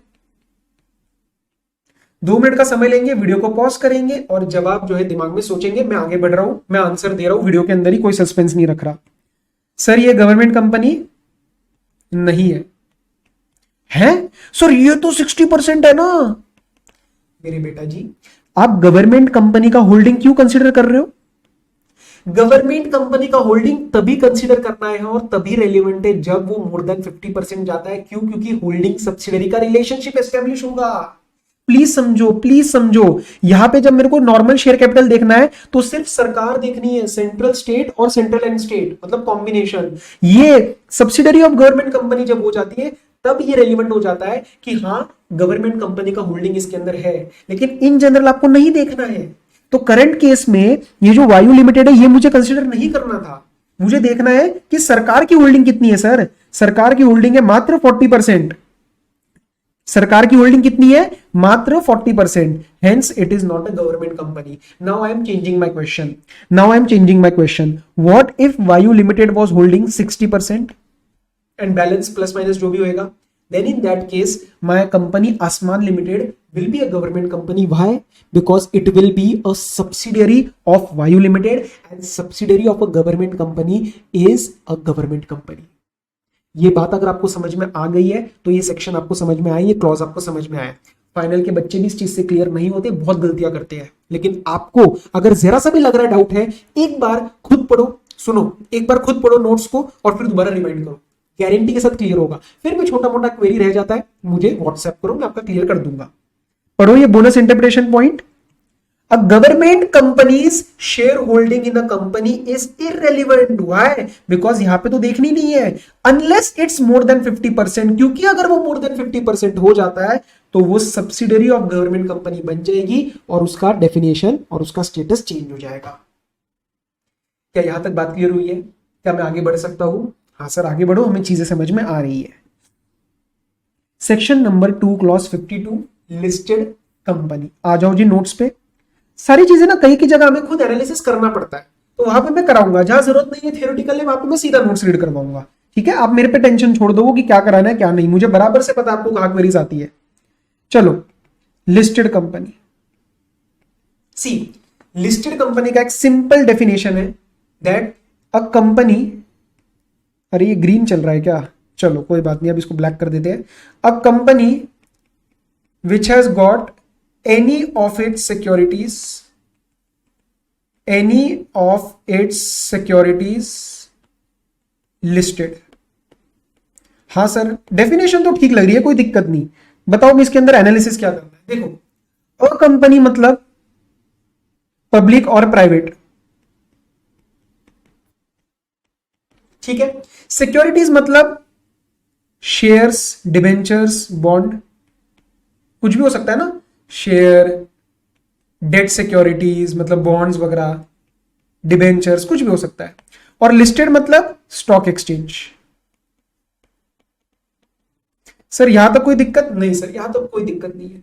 अब मैं आपको एक सिचुएशन समझा रहा हूं जो प्रैक्टिकली होती है, ठीक है। प्रैक्टिकली समझो बेटा ध्यान से। एक कंपनी है, किसकी कंपनी लेनी है, चलो कुछ भी ले लो, Tata private limited, private company है। ये जाती है एचडीएफसी के पास, ये जाती है एचडीएफसी के पास और बोलती है कि साहब हमें ना थोड़ा सा लोन दे दो, हमें थोड़ा सा लोन दे दो, ठीक है। तो ये एचडीएफसी कहता है ठीक है भैया 100 करोड़ का लोन ले लो और इसके बदले में ये ऐसे करो, इसके बदले में हमें ना डेट सिक्योरिटीज दे दो, ठीक है। लोन है ना तो it is kind of a debt, तो उसके अगेंस्ट आप कुछ तो दोगे ना, हमें डेट सिक्योरिटीज दे दो which is kind of an evidence that we have lent you 100 crore rupees. Okay, यहां तक तो कोई दिक्कत नहीं है। एचडीएफसी ने पता है क्या बोला, आप इस डेट सिक्योरिटीज को ना लिस्ट करा दो बॉम्बे स्टॉक एक्सचेंज पे। है सर ऐसा भी होता है? हाँ ऐसा भी होता है, और आपको होमवर्क मिल रहा है। प्राइवेट कंपनीज जिन जिनकी डेट सिक्योरिटीज लिस्टेड है बॉम्बे स्टॉक एक्सचेंज पे, आपको कई कंपनीज मिल जाएगी, उसकी लिस्ट चेक करके आनी है। पहले तो देखते आप क्या वो लिस्ट ढूंढ पाते हो।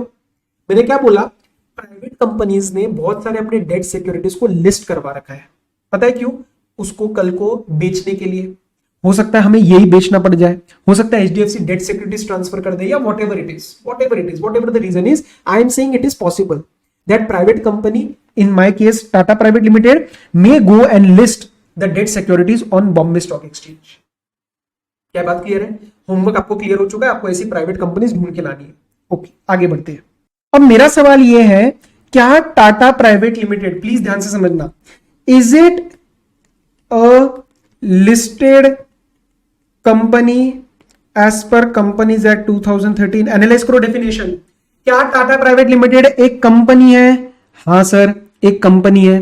क्या उसकी सिक्योरिटीज लिस्टेड है? आंसर इज यस, उसने डेट सिक्योरिटीज को लिस्ट करा है बॉम्बे स्टॉक एक्सचेंज में, तो yes it is a private company, it is a listed company.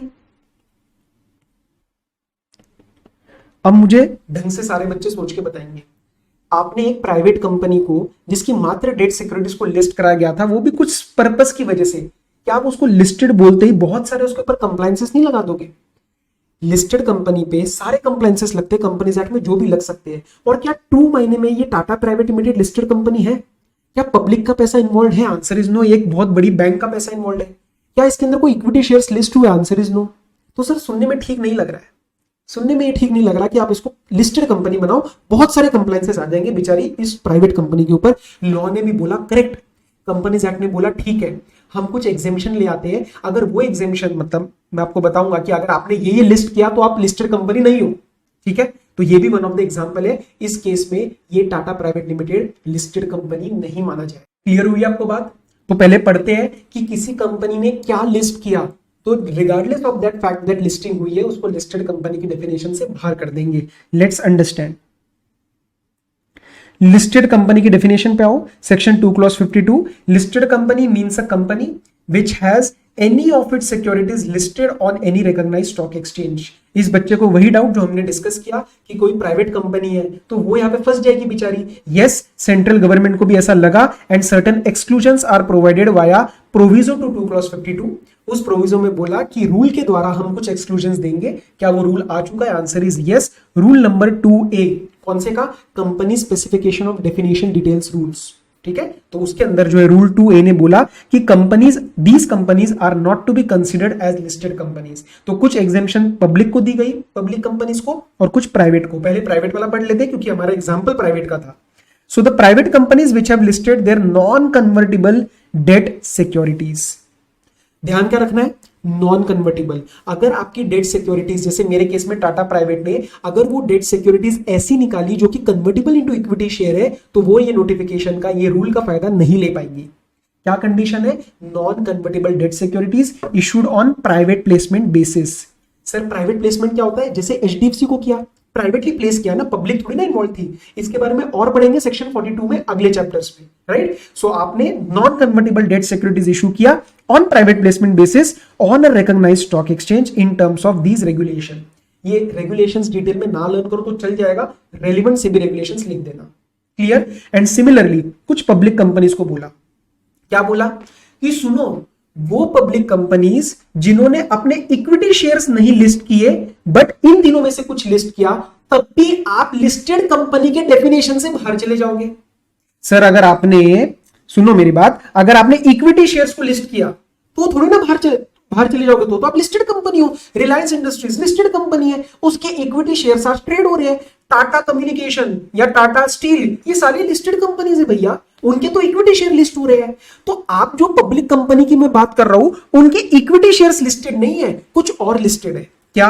पहला, non convertible debt securities issued on private placement basis as per relevant SEBI regulation, this is same as private company. Second, non convertible redeemable preference shares issued on private placement basis. तो ये same है private placement, non convertible same है। Obviously see, कुछ भी अगर equity में convert होने वाला है तो भैया ये फायदा नहीं मिलेगा, क्योंकि इक्विटी में जाने के बाद तो आप लिस्टेड ही बन जाओगे, राइट। तो सब जगह ध्यान रखना, ये नॉन कन्वर्टिबल है, राइट। ये क्या है? Redeemable preference shares, irredeemable allowed भी नहीं होता है, right. So redeemable preference shares. And third, equity shares but सुनो, कॉन्ट्रडिक्शन नहीं है, कुछ गलत नहीं लिखा है, पूरा सुनो। Equity shares which are listed on stock exchange in a jurisdiction specified in 23 subsection 3, मतलब फॉरेन जुरिस्डिक्शन। ये 23 आपको भी आता नहीं है, इसलिए सुन लो, this is a foreign jurisdiction. Quickly revise करा रहा हूं। एक ऐसी प्राइवेट कंपनी जिसने अपने non convertible debt securities issued on private placement basis, ऐसी सिक्योरिटीज को लिस्ट करा रखा है किसी रिकॉग्नाइज्ड स्टॉक एक्सचेंज में, तो वो डिस्पाइट दिस फैक्ट कि उसकी लिस्टिंग हो रखी है, वो लिस्टेड कंपनी की डेफिनेशन से बाहर है। सेकेंड, पब्लिक कंपनीज किन किन को एक्सक्लूड किया? पहली कंडीशन कि उस पब्लिक कंपनी के कोई भी इक्विटी शेयर्स लिस्ट नहीं होने चाहिए। तो क्या लिस्टिंग चलेगा? पहला, नॉन कन्वर्टिबल डेट सिक्योरिटीज, एक सेकेंड भैया माइक हिल गया, non convertible debt securities issued on private placement basis. Second, non convertible redeemable preference shares issued on private placement basis as per relevant SEBI regulation. And third, equity shares listed but not in India in foreign jurisdiction, section 23 subsection 3 learn कर लो, 23 subsection 3 foreign jurisdiction। India में list हुआ तो आप listed company बन जाओगे। अब यहाँ पे कई बच्चों को एक डाउट दिख रहा है, अपरेंट बिल्कुल सामने दिख रहा है, क्या कि सर जैसा यहाँ पे बोला है ना, not listed their equity shares on a recognised stock exchange, वो यहाँ पे नहीं लिखा। तो ऐसा हो सकता है क्या कि प्राइवेट कंपनी ने अपने equity shares recognised stock exchange में लिस्ट करा रखे हो, क्योंकि वो तो कंडीशन नहीं लिखी। No, it is not possible itself. Why? Because बेटा आपने ना भी सेक्शन 2 क्लॉज 68 पढ़ा नहीं है। 268 में मैं डिफाइन करूंगा कि प्राइवेट कंपनी का मतलब क्या होता है, वहां पे आप खुद ही समझ जाओगे। It is not possible to list, it is not possible to even issue equity shares to public. मतलब आप पब्लिक से ऐसे पैसा लिस्ट करवा के, जैसे पब्लिक कंपनी होती है वो प्राइवेट कंपनी कर ही नहीं सकती, तो वो जो चीज कर ही नहीं सकती उसको यहां पे लिखने का क्या मतलब कि it should not have listed, वो कर ही नहीं सकती ऐसा काम, वो पब्लिक कंपनी कर सकती है। क्या बात क्लियर हुई है?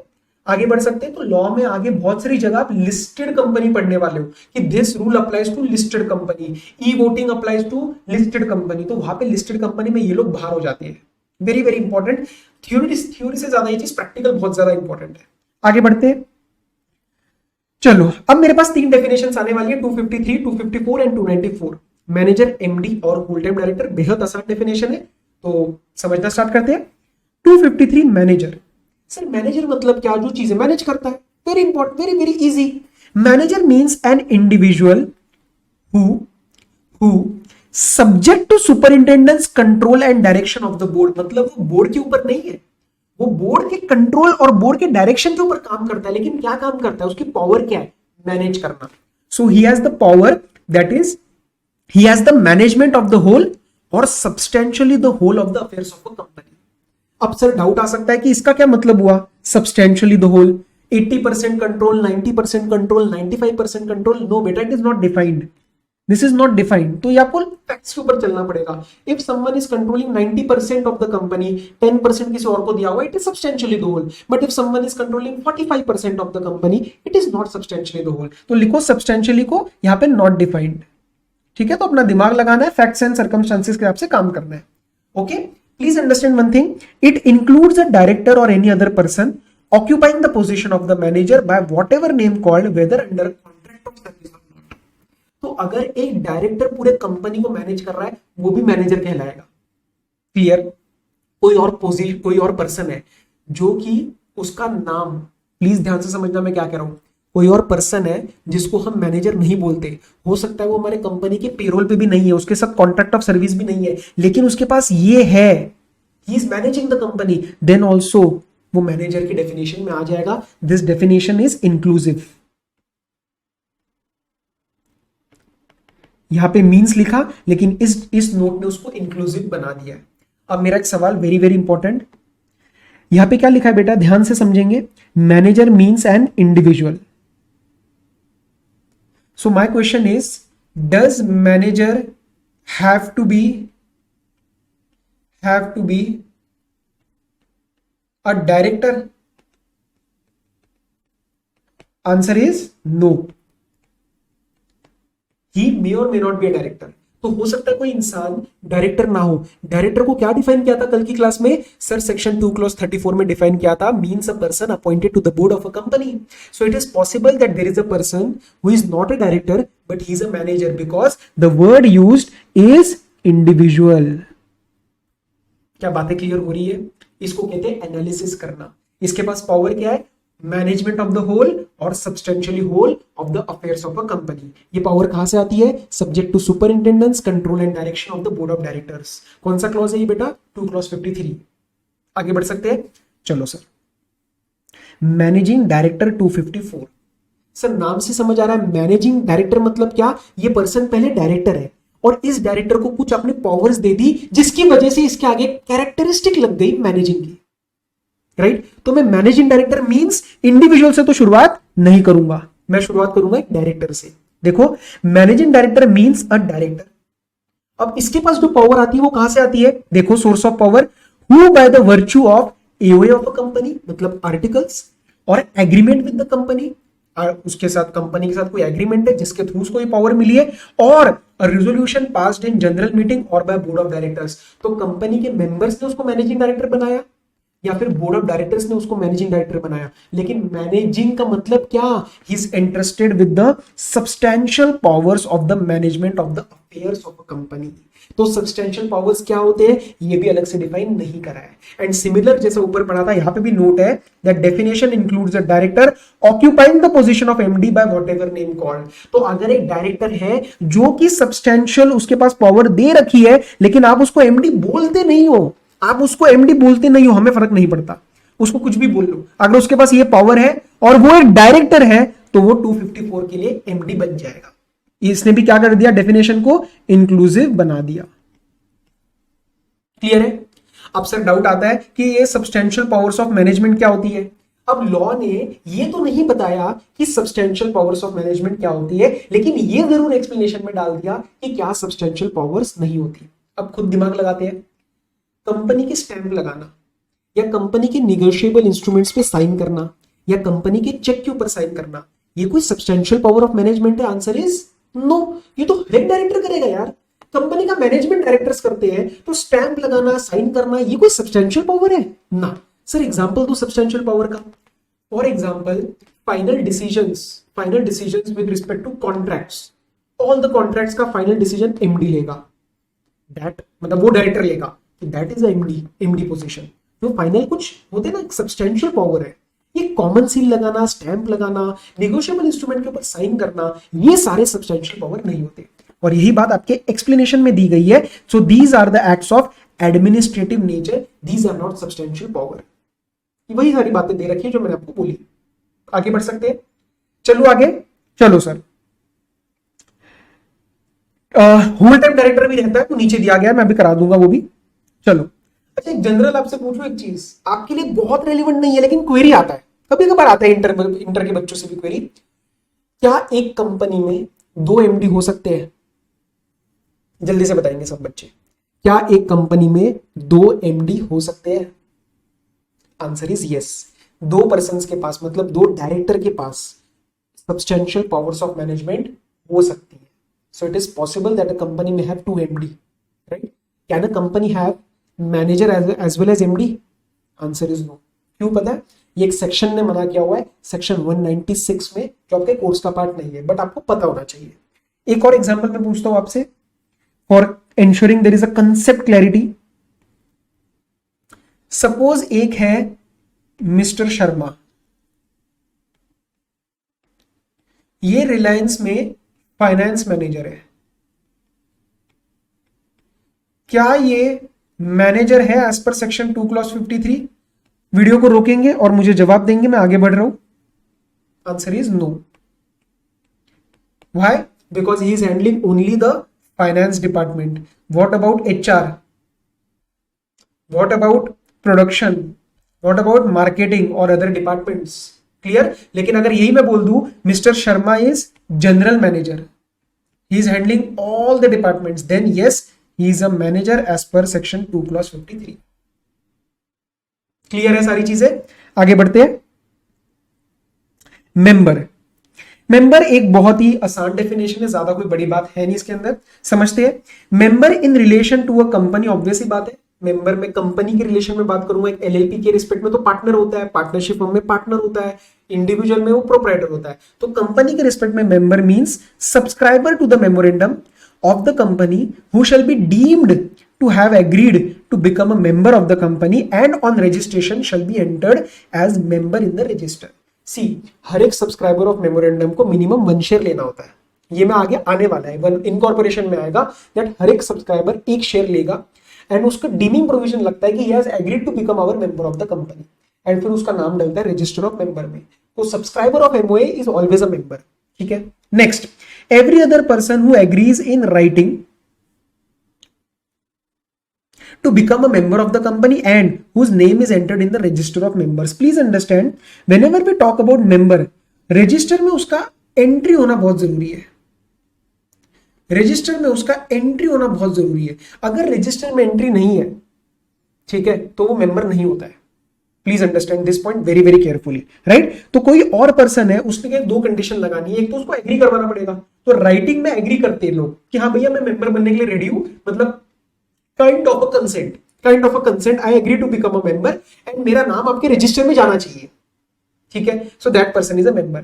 अब आपको एक दिमाग में क्वेरी आएगा कि सर आज के इसमें आप में से कई बच्चे ट्रेडिंग, पता नहीं शायद शेयर्स वगैरह में भी पैसे लगाते हो, या आपके फादर लगाते हैं, या आपके कोई जान पहचान के लगाते होंगे भैया वगैरह। तो आपको वहां पे क्वेरी आना चाहिए ना कि अगर आज मैं फॉर एग्जाम्पल समझते हैं इसको तरीके से, आज मैं यहाँ पे एक बैठा ये रहा मेरा ब्रोकर अकाउंट, ये रहा मेरा ब्रोकर अकाउंट जीरोदा, सुना होगा ना जीरोदा। उस जीरोदा के थ्रू अगर मैंने 10 शेयर परचेज कर लिए रिलायंस इंडस्ट्रीज लिमिटेड के, तो क्या मैं भी इस कंपनी का मेंबर नहीं बना? सर लेकिन मैंने कोई एग्री तो किया नहीं। In writing to become a member of the company, ना ही मेरा नाम कोई अलग से रिलायंस इंडस्ट्रीज के रजिस्टर में डला। आपको पता है ये कंसेप्ट क्या होता है? There is a concept of depository. आपको बता रहा हूं ये कंसेप्ट बहुत इंपॉर्टेंट है, समझ लो, प्रैक्टिकली एंड थ्योरेटिकली दोनों आगे काम आएगा।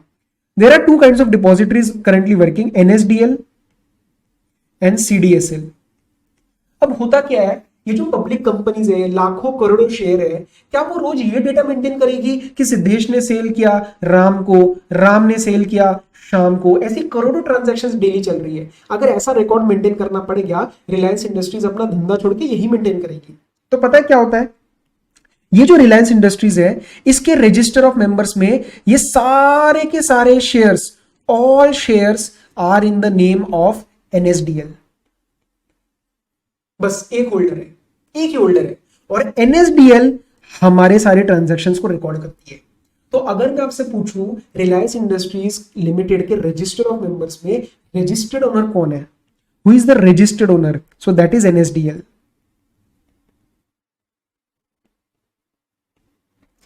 That is NSDL. ठीक है, एक ही, ये हमेशा कांस्टेंट रहेगा, ये चेंज नहीं करेंगे, क्योंकि रिलायंस इंडस्ट्रीज को धंधा करना है ना, ये थोड़ी ना पूरे दिन रिकॉर्ड करता रहेगा। But who is a beneficial owner?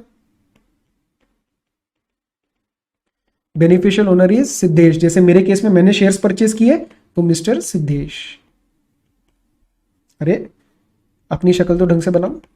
हाँ,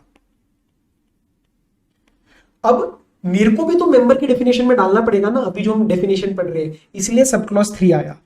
देखो, एवरी पर्सन, मेरे एग्जांपल में Siddhesh, holding shares of the company, ये कंपनी आरआईएल मेरे केस में, and whose name is entered as beneficial owner in the records of depository NSDL.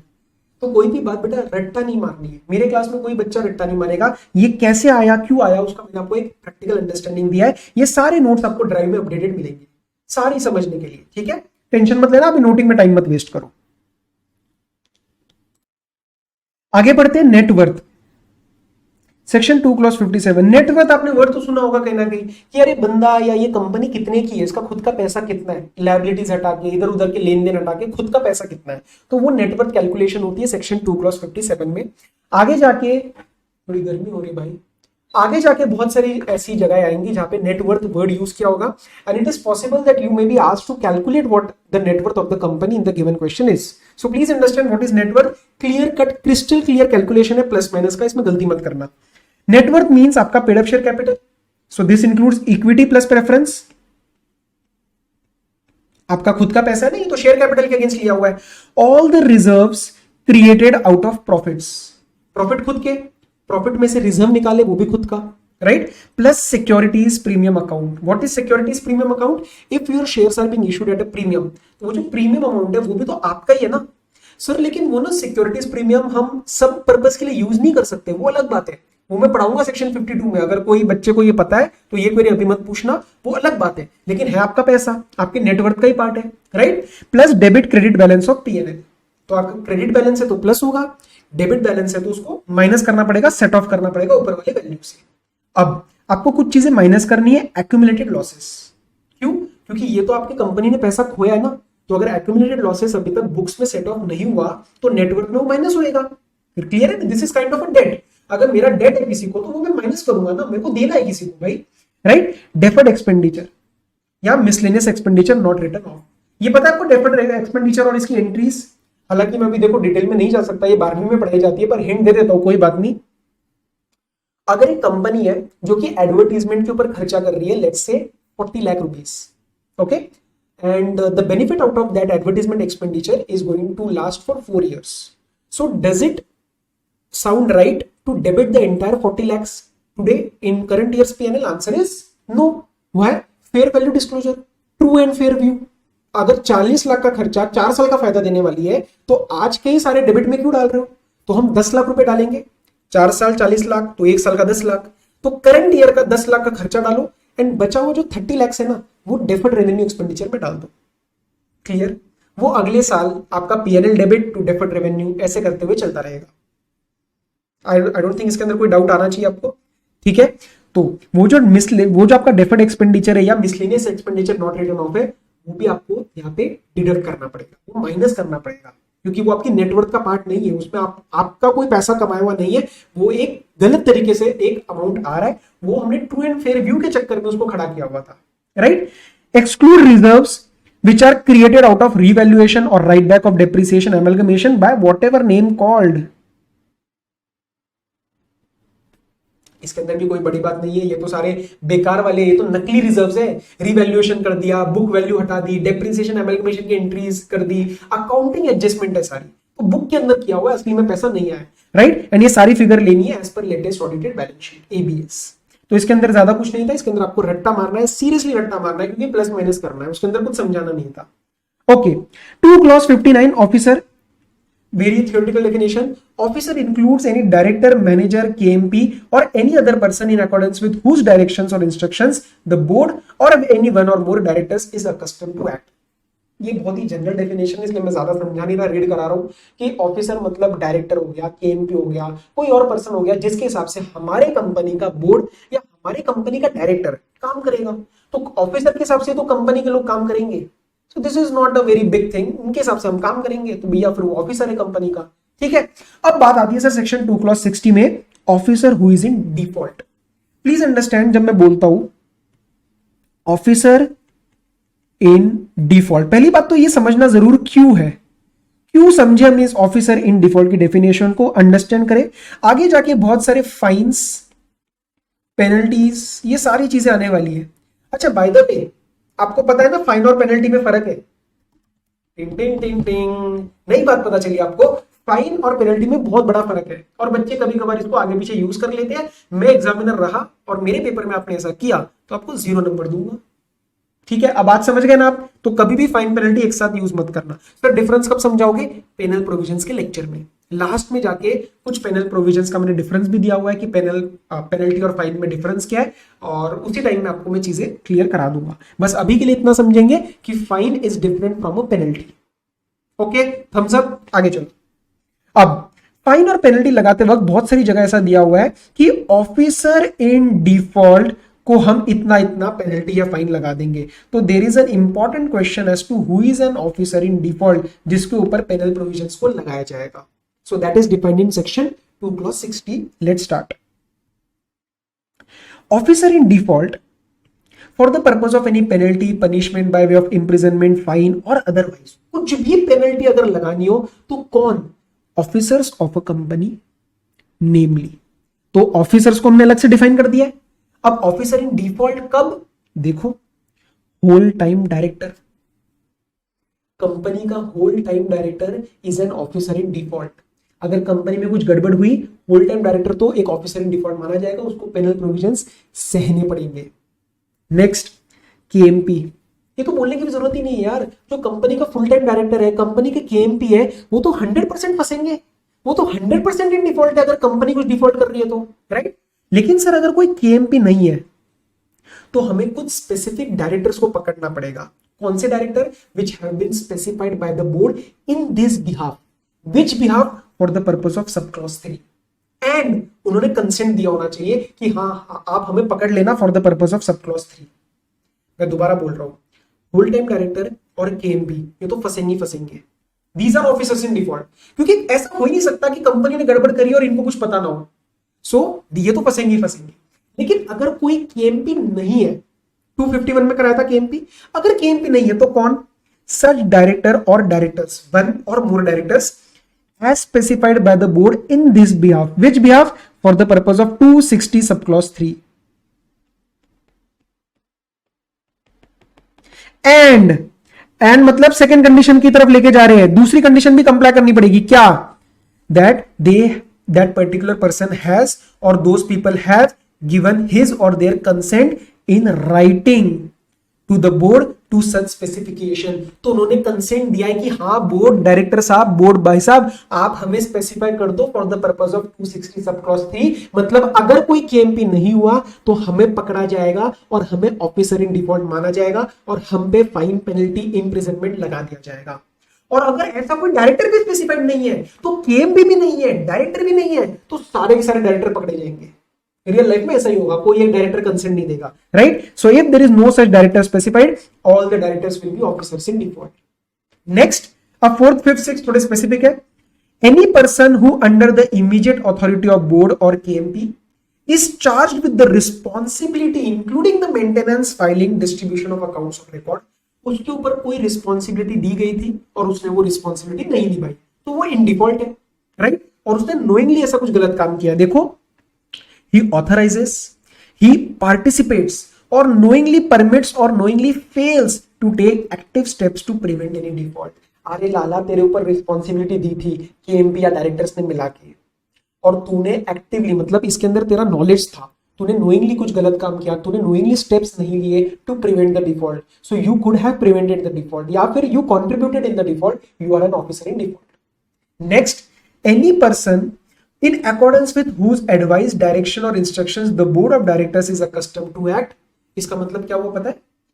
अगर किसी person का इन्फ्लुएंस है कंपनी के ऊपर और कंपनी कर देती है गलत काम, तो उसके रिस्पेक्ट में ऑफिसर इन डिफॉल्ट में हम उसको भी पकड़ लेते हैं. किसको? एनी पर्सन जिसके हिसाब से हमारा बोर्ड काम करता है. So that person is kind of influencing the company. तो ये बोर्ड ऑफ डायरेक्टर्स ने जो गलत काम किया, obviously there has been some default, right? तो ये डिफॉल्ट किसके वजह से हुआ है? उस पर्सन की वजह से हुआ जिसकी डायरेक्शंस के ऊपर हमारा बोर्ड काम करता है. अब इसके अंदर एक एक्सक्लूजन आ जाता है. क्या है वो एक्सक्लूजन? इमेजिन करो, एक कंपनी है और एक कंपनी का सीए है, राइट. अब सीए भी तो कुछ एडवाइस देगा ना. सीए अगर कोई एडवाइस देता है कि भैया ऐसे ऐसे करो, वैसे वैसे करो, एंड उसके हिसाब से बोर्ड ऑफ डायरेक्टर्स काम करता है, तो क्या उस सीए को यहाँ पे ऑफिसर इन डिफॉल्ट बना देंगे? क्यों? क्योंकि बोर्ड ऑफ डायरेक्टर्स तो काम कर रहा है उसके हिसाब से. He is accustomed, the board of directors is accustomed to act as per that advice of the CA. No. Why? Because this advice is merely in professional capacity. Exclusion पे आओ. अदर देन मतलब this is talking about exclusion. So officer in default other than a person who gives advice to the board in a professional capacity. तो कोई CA, CS, actuarial science, ऐसे जो लोग होते हैं जो प्रोफेशनल होते हैं, उनकी एडवाइस के ऊपर भी बोर्ड काम करता है, लेकिन वो लोग ऑफिसर इन डिफॉल्ट नहीं होंगे.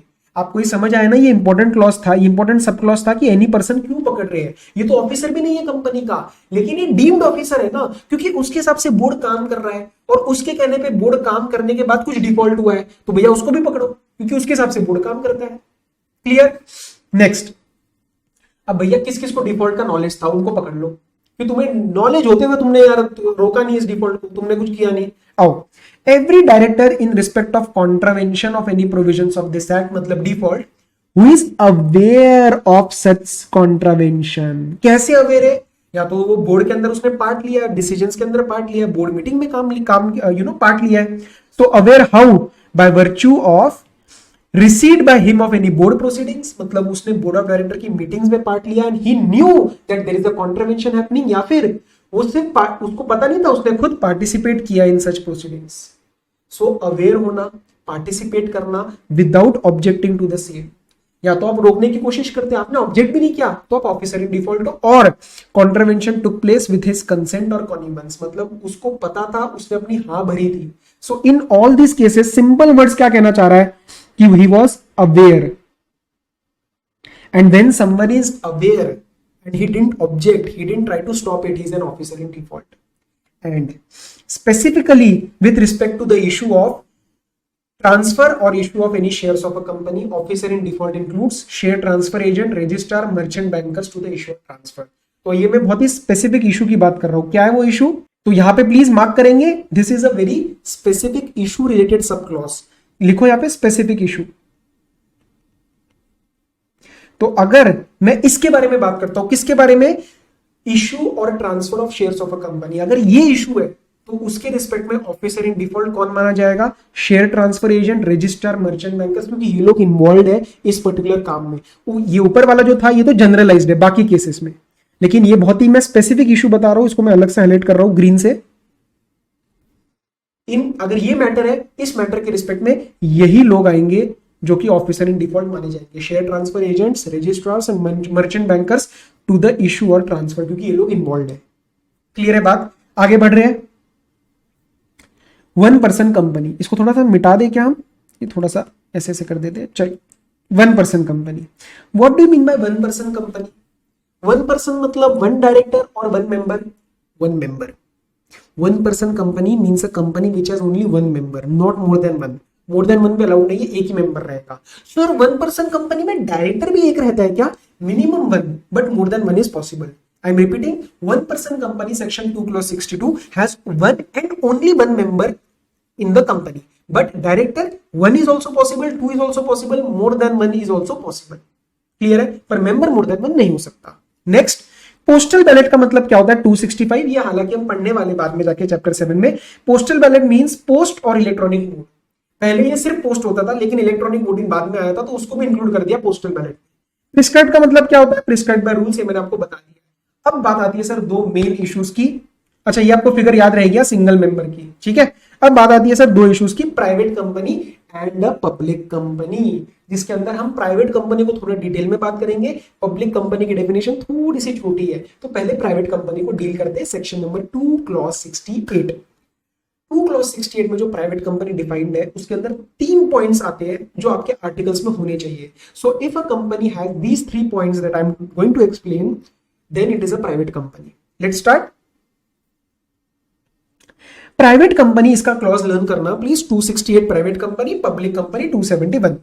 Private company means a company, हालांकि ठीक है भैया, इसमें तो कोई डाउट ही नहीं है, ये तो एक कंपनी है जो कि हमने 220 में डिफाइन कर दी है, मतलब कंपनी एक्ट में बर्थ लिया है। Having a minimum paid up share capital, ये कुछ भी नहीं है, ये पहले होता था, अब कुछ नहीं है, कुछ भी नहीं है ऐसा, right. And bye it's articles, मैं आपको 3 पॉइंट्स बताऊंगा, वो उसके आर्टिकल में होना चाहिए। पहला, restricting the right to transfer its shares। क्या बोला मैंने? restricting the right to transfer its shares। Sir मतलब प्राइवेट कंपनी के मेंबर शेयर ट्रांसफर नहीं कर सकते क्या? बेटा, कल की लेक्चर में क्या बताया था? Restriction versus prohibition. क्या मैंने वर्ड प्रोहिबिट यूज किया है? आंसर इज नो, मैंने वर्ड यूज किया रेस्ट्रिक्ट। तो थोड़ा सा ट्रांसफर करना इतना इजी नहीं रहता है जितना पब्लिक कंपनी में रहता है, हेंस हम वर्ड पढ़ेंगे रेस्ट्रिक्शन। सर इजी क्यों नहीं होता है? वो मैं बताऊंगा, एक चैप्टर में आने वाला है, उसके अंदर ना कुछ कंडीशंस डाली जाती है कि अगर आपको ट्रांसफर करना है तो ऐसे ऐसे करो, वैसे वैसे करो, तो कुछ कंडीशंस करने के बाद, कंप्लाई करने के बाद आप ट्रांसफर कर सकते हो, hence it is known as restriction and hence I am not using the word prohibition. So point number 1, private company के आर्टिकल्स में क्या लिखा होगा? Restricts the right to transfer it shares. दूसरा, except in OPC limits the number of members to 200। Sir private company में मैं 300 member क्यों नहीं रख सकता? अरे 300-400 मेंबर रखने तो पब्लिक कंपनी बनाओ ना भाई, तो यहाँ पे लिमिट लगा दी 200 की। सर ऐसा क्यों लिखा एक्सेप्ट इन 1% कंपनी? अभी तो ऊपर बताया सेक्शन 2 clause 62, ओपीसी में तो एक ही मेंबर रहता है। ओके, अब इसको छोड़ के आपका लिमिट क्या लग गया? 200। आपका लिमिट क्या लग गया? 200। अब इन 200 के अंदर कुछ चीजें आपको समझनी है with respect to this 200 limit. Point number 1, joint holding को एक ही माना जाएगा। सर मतलब अगर मेरी और मेरी वाइफ, मैं शादीशुदा नहीं हूं, एग्जांपल से, ओनली हाइपोथेटिकल एग्जांपल, मेरी और मेरी वाइफ, हम दोनों ने एक शेयर होल्ड किया हुआ है, तो 2 मेंबर माने जाएंगे या एक माना जाएगा? Joint holding consider as single, ठीक है। दूसरा, मैं कुछ बात करूंगा एक्सक्लूजन्स की। इन 200 में से मुझे कुछ जनों को एक्सक्लूड करना है। पहला, जो भी मेरे करंट एम्प्लॉइज है हु आर होल्डिंग शेयर्स। आपको पता है क्यों ऐसा किया? हर एक कंपनी, मतलब बहुत सारी कंपनीज आज के इसमें ईसॉप देती है, तो जब कंपनी अपने एम्प्लॉइज को शेयर देगी तो टेक्निकली वो मेंबर बन जाएंगे, और ये 200 की लिमिट शायद बहुत जल्दी खत्म हो जाए। हो सकता है 500 एम्प्लॉइज को उसने शेयर दी हो, तो सर ये 200 की लिमिट बहुत जल्दी खत्म हो जाएगी। Hence current employees of the company जो कि शेयर्स होल्ड कर रहे हैं, these are excluded from the limit of 200। I am not saying that these are not members. Please understand this carefully. These are members, but वो 200 की limit जब count करेंगे तब एक्सक्लूड किए जाएंगे। तो मतलब इनको छोड़ के अलग से 200 लोग आ सकते हैं। Clear? And second, past employees, मतलब आज वो कंपनी में काम नहीं करते, बट जब वो काम करते थे तब उनके पास शेयर्स थे और वो आज भी शेयर्स होल्ड करते हैं जॉब छोड़ने के बाद, तो उनको भी हम एक्सक्लूड कर देंगे। टेक्निकली देख लेते क्या क्या लिखा गया है। Joint holders are single members, so when 2 or more persons hold 1 or more shares in a company jointly, they shall for the purpose of this clause be treated as single member। क्या समझे आप? अगर मेरे और मेरी wife के पास 1 share है या 10 शेयर है या 100 शेयर है, उससे फर्क नहीं पड़ता, मेंबर एक ही है। आप प्लीज बेटा ध्यान देंगे, यहाँ पे क्या बोला है, number of members, I am not talking about number of shares. Number of shares कितने भी हो सकते हैं, मुझे फर्क नहीं पड़ता, मेरे को देखना है होल्डिंग कैसी है। अगर मेरे और मेरे वाइफ के पास शेयर है तो हम दोनों मिला के एक ही मेंबर माने जाएंगे बस, चाहे हमारे पास 1 शेयर हो, 10 शेयर हो या 10 लाख शेयर हो। Clear? Next, exclude the following two types from the number of members. पहला, present employees, technically legal language, present persons who are in the employment of the company, okay, and past employees, persons who having been formally in the employment of the company were members while in that employment, and third मैंने क्या बोला कि जल्दी से बताओ, hold किए उन्होंने shares, देखो, who have continued to be the members after the employment ceased। तो ये लोग पहले एम्प्लॉयमेंट में थे, उस टाइम इनके पास शेयर्स थे, आज भी शेयर्स होल्ड कर रखे, मतलब वो आज भी मेंबर है, तो उनको भी हम एक्सक्लूड कर देंगे। इनको एक्सक्लूड करने के बाद जो बचे हुए रहेंगे वो उसकी लिमिट है 200। क्या बात समझ में आई है? चलो, एंड थर्ड, प्रोहिबिट्स। सर अब आपके साथ मुझे एनालिसिस करने का समझ आ रहा है, अब आपको चीजें समझ में आ रही होंगी। यहां पे वर्ड यूज किया प्रोहिबिट। क्या? Prohibits any invitation to public to subscribe for any securities of the company. अब आप लिंक करो सेक्शन 2 क्लॉज 52 में, ले चलो ऊपर सर, हमें दिखाओ एक एक एनालिसिस। सेक्शन 2 क्लॉज 52 में मैंने बोला कि यहां पे प्राइवेट कंपनी के बारे में ऐसा नहीं लिखा, क्या नहीं लिखा कि not listed their equity shares. अरे वो लिस्ट कैसे कराएंगे, पब्लिक से तो पैसा उठा ही नहीं सकते।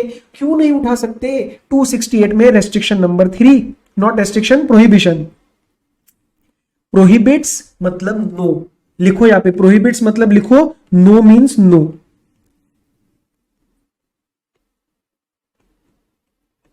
Okay, what is prohibited?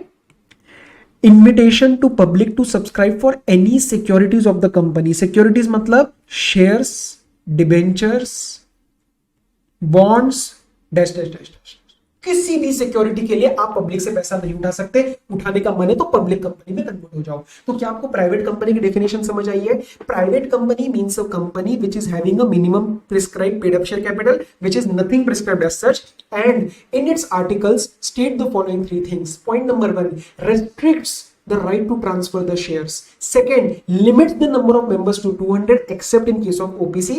With respect to the number of members and the limit of 200, 2 points to be considered. Point number 1, joint shareholding is considered as one, and exclusion of present employees who are members and past employees, matlab formally in the employment of the company, who were members while in that employment and have continued to be the members after the employment has ceased. And point number 3, it prohibits, the articles prohibit the invitation to public for subscription of any securities of the company.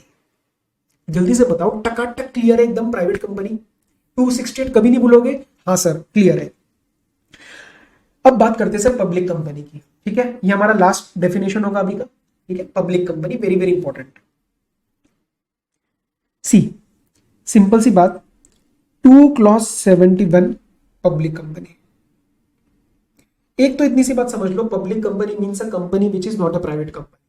तो private company को detail में हमने define कर दिया, जो भी company private company नहीं है वो पब्लिक कंपनी है, ये तो क्लियर है। अब आती है एक very very important situation which is talked about in proviso. मैं प्रोविजो को ज्यादा इंपॉर्टेंटली कवर कर रहा हूं, वो बहुत इंपॉर्टेंट है। Let's try to understand a situation. Let's try to understand a situation. एक कंपनी है Adani power limited,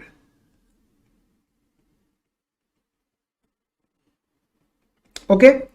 Adani power limited ने बोला यार पब्लिक कंपनी में ना बहुत रेस्ट्रिक्शंस है, बड़ी कंपनी मांगते हैं ना प्राइवेट से ज्यादा, प्राइवेट के पास बहुत सारी एग्जेम्पशन है, बहुत सारे नोटिफिकेशन है, उसको 92 137 कंप्लाई करवा के एग्जेम्पशन ले लेंगे।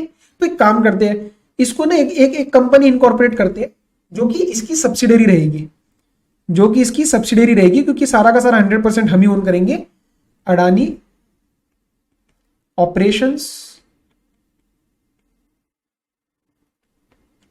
प्राइवेट लिमिटेड, और ये company being a private limited बहुत सारे एग्जेम्पशंस का फायदा ले लेगी, तो मोजा ही मोजा हो जाएगा हमारा। तो काम कौन कर रही है बैक एंड पे? ये पावर लिमिटेड कंपनी काम कौन कर रही है? पावर लिमिटेड, लेकिन फेस पे कौन है? प्राइवेट लिमिटेड, जो सारे एग्जेम्पशन का फायदा लेगी। क्या ये बात ठीक लग रही है आपको? आपको क्या लगता है गवर्नमेंट को ये सारी चीजें पता नहीं है कि टैक्स प्लानिंग कैसे करी जाएगी, कंपनीज एक्ट को बचाने के लिए लोग क्या क्या करेंगे? सर 100% पता है। इस प्रोविजन ने आके पता क्या बोला? इस प्रोविजन ने आके सिंपल सी एक चीज बोली, if there is a private company which is a subsidiary of a public company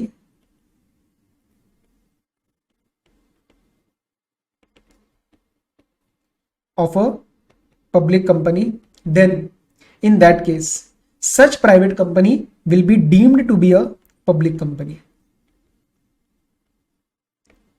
लो कर लो बात। इस अडानी ऑपरेशंस प्राइवेट लिमिटेड को पब्लिक कंपनी ही माना जाएगा। क्यों? क्योंकि इसकी होल्डिंग कंपनी एक पब्लिक कंपनी है, तो इसको सारे कंप्लायंसेस पब्लिक कंपनी की तरह ही करे जाएंगे। And this will operate, this condition is going to operate and this deeming provision is going to operate despite the fact that such company Adani Operations Private Limited is a private company in its articles of association. उसके articles में वो 3 बातें लिखी गई है, restriction की, prohibition की, limit of 200 members की। रिगार्डलेस ऑफ दिस फैक्ट हम इसको इग्नोर कर देंगे और बोलेंगे कि भैया तू पब्लिक कंपनी है। अब सर क्या ऐसा ही प्रोविजो में लिखा गया है? ऑलमोस्ट ऐसे लिखा गया है, थोड़ी सी लैंग्वेज टेक्निकल है, लेकिन आपको मैंने कंटेक्स्ट दे दिया है, अब आप उस लैंग्वेज को फटाफट से एब्जॉर्ब कर लोगे। Let's see. Public company means a company which is not a private company and has a minimum paid up share capital, जो कि कुछ है नहीं। ठीक है, अब आते हैं sir deeming proviso. A private company is deemed to be a public company when, let's start. Example से साथ साथ लिंक करते हुए चलूंगा। अ कंपनी मेरे केस में कौन थी है sir? Adani operations private limited, which is a private company. आगे पढ़ो। A company which is a subsidiary of a company not being a private company, मतलब which is a subsidiary of public company. In my case Adani, क्या लिया था मैंने? Adani power limited. ठीक है, सो a company, मैं दोबारा रीड कर रहा हूं, a company which is a subsidiary of a company not being a private company, मतलब public company, shall be deemed to be a public company. हमारी Adani operations shall be deemed to be a public company for the purpose of this act, and this is even where such subsidiary company Adani operations continues to be a private company in its articles, मतलब वो 3 बातें जो section 2 clause 68 में लिखी गई है। इससे बढ़िया आपको यहां पे कुछ नहीं समझना हो, सारी विद अंडरस्टैंडिंग हमने जो है वो प्रोविजंस समझ ली है। एग्जांपल देख लो, मैंने दिया गया है। A private limited is a subsidiary of B limited. Now A private limited can't avail any of the private companies exemptions. Why? Because A private limited is a deemed public company as per proviso to section 2 clause 71। क्या ये बातें clear हो रही है? क्या ये बातें clear हो रही है? बस अब जो है छोटे मोटे हमारे ये जो चीजें रह गई है वो हम नेक्स्ट क्लास में कवर कर लेंगे और कुछ क्वेश्चंस भी देख लेंगे, क्योंकि हमारा जो टाइम रहेगा वो 2 घंटा 15 मिनट के आसपास ही रहेगा। एंड एक काम करते हैं, 1-2 और चीजें कवर कर सकते हैं, ये वाला पेज खत्म कर लेते हैं ताकि अपना टाइम भी उतना हो जाए। So let's start 269। तो आई नो आप थोड़ा सा भी थक गए होंगे, थोड़ा सा बस दो क्लॉजेस में और करा रहा हूं। प्रमोटर का मतलब क्या होता है? Section 2 clause 69, what do you mean bye promoter? Sir, the person who takes the initial steps in incorporation of a company, you know, who floats the company, जिसका जो इनिशियल काम रहता है वो होता है प्रमोटर। सी, वो एक जनरल अंडरस्टैंडिंग है, बट अपार्ट फ्रॉम दैट ऐसे बहुत सारे काम हो सकते हैं जो कि एक प्रमोटर करता है। फॉर एग्जांपल, अगर मैंने एक इनिशियल स्टेज पे कंपनी को लोन दिलवाया, मैं स्टिल एक प्रमोटर हूं। इसके सिवाय भी कुछ स्पेसिफिक क्लॉजेस अभी मैं आपको पढ़ाऊंगा, सब क्लॉजेस पढ़ाऊंगा जो सेक्शन 269 में दिए गए हैं। ठीक है, so let's start. Promoter means a person who has been named as such in a prospectus. As such मतलब as a promoter. तो भैया अगर किसी प्रोस्पेक्टस ने सिद्धेश को प्रमोटर बोल दिया तो कंपनीज एक्ट को इससे फर्क नहीं पड़ता कि मेरा स्टांस क्या है। मैं प्रोस्पेक्टस में नेम हो गया एज अ प्रमोटर तो मैं प्रमोटर हूं, राइट? और is identified by the company in annual return under 92। Annual return में अगर सिद्धेश का नाम आ गया एज अ प्रमोटर तो mister Siddhesh is a promoter, कोई फर्क नहीं पड़ता फिर मैं क्या बोलता हूं। ठीक। B, who has control over the affairs of the company. कैसा कंट्रोल है? डायरेक्टली और indirectly, as a shareholder, director और अदरवाइज, कैसे भी तरीके से हो, डायरेक्ट हो, इनडायरेक्ट हो, आप शेयर होल्डर हो, डायरेक्टर हो, आप ना ही शेयर होल्डर है, डायरेक्टर हो, लेकिन आपका कंट्रोल है, स्टिल आप प्रमोटर हो। क्योंकि एक प्रमोटर का कंट्रोल तो होता है ना, तो आपको प्रमोटर की डेफिनेशन में डाल देंगे। So, who has a control over the affairs of the company? Manner of control, direct, indirect, as shareholder, director और otherwise हमें फर्क नहीं पड़ता। Third, a person in accordance with whose advice, ये वैसा ही है कि जिसके हिसाब से हमारा बोर्ड या हमारे जो डायरेक्टर है वो चलते हैं। So in accordance with whose advice, directions or instructions the board of directors is accustomed to act, and again we will exclude those directions which are received in merely in professional capacity. For example, कोई CA ने अगर हमें advice दिया, वो merely professional capacity है, लेकिन अगर उस सीए ने प्रोफेशनल कैपेसिटी को छोड़ के कंट्रोल करने की कोशिश करी तो वो 269 में पकड़ा जाएगा। क्लियर? सो ये वर्ड मेरे लिए बहुत इंपॉर्टेंट है, merely। merely मतलब मात्र, only and only professional capacity, तो दोनों हमारे कीवर्ड्स हैं। क्लियर है? नेक्स्ट चलते रजिस्ट्रार। रजिस्ट्रार मतलब सी, जो हमने आपको एमसीए का वेबसाइट दिखाया था, वो होता है आरओसी ऑफिस, लेकिन एक रजिस्टर थोड़ी होता है, उसमें असिस्टेंट रजिस्टर होता है, ठीक है, उसमें डेप्यूटी रजिस्टर रहता है, उसमें जॉइंट रजिस्टर रहता है, एडिशनल रहता है, तो ये बहुत सारे रजिस्टर के ऑफिस रहते हैं, ठीक है। सो ये कोई बहुत बड़ा डेफिनेशन नहीं है। It means registrar, the main registrar, additional, joint और डेप्यूटी और even assistant register who are discharging the functions of under this act as a registrar, right? So they have the duty of registering the companies and discharging the various functions under this act. इससे ज्यादा आपको इसके अंदर कुछ भी नहीं समझना।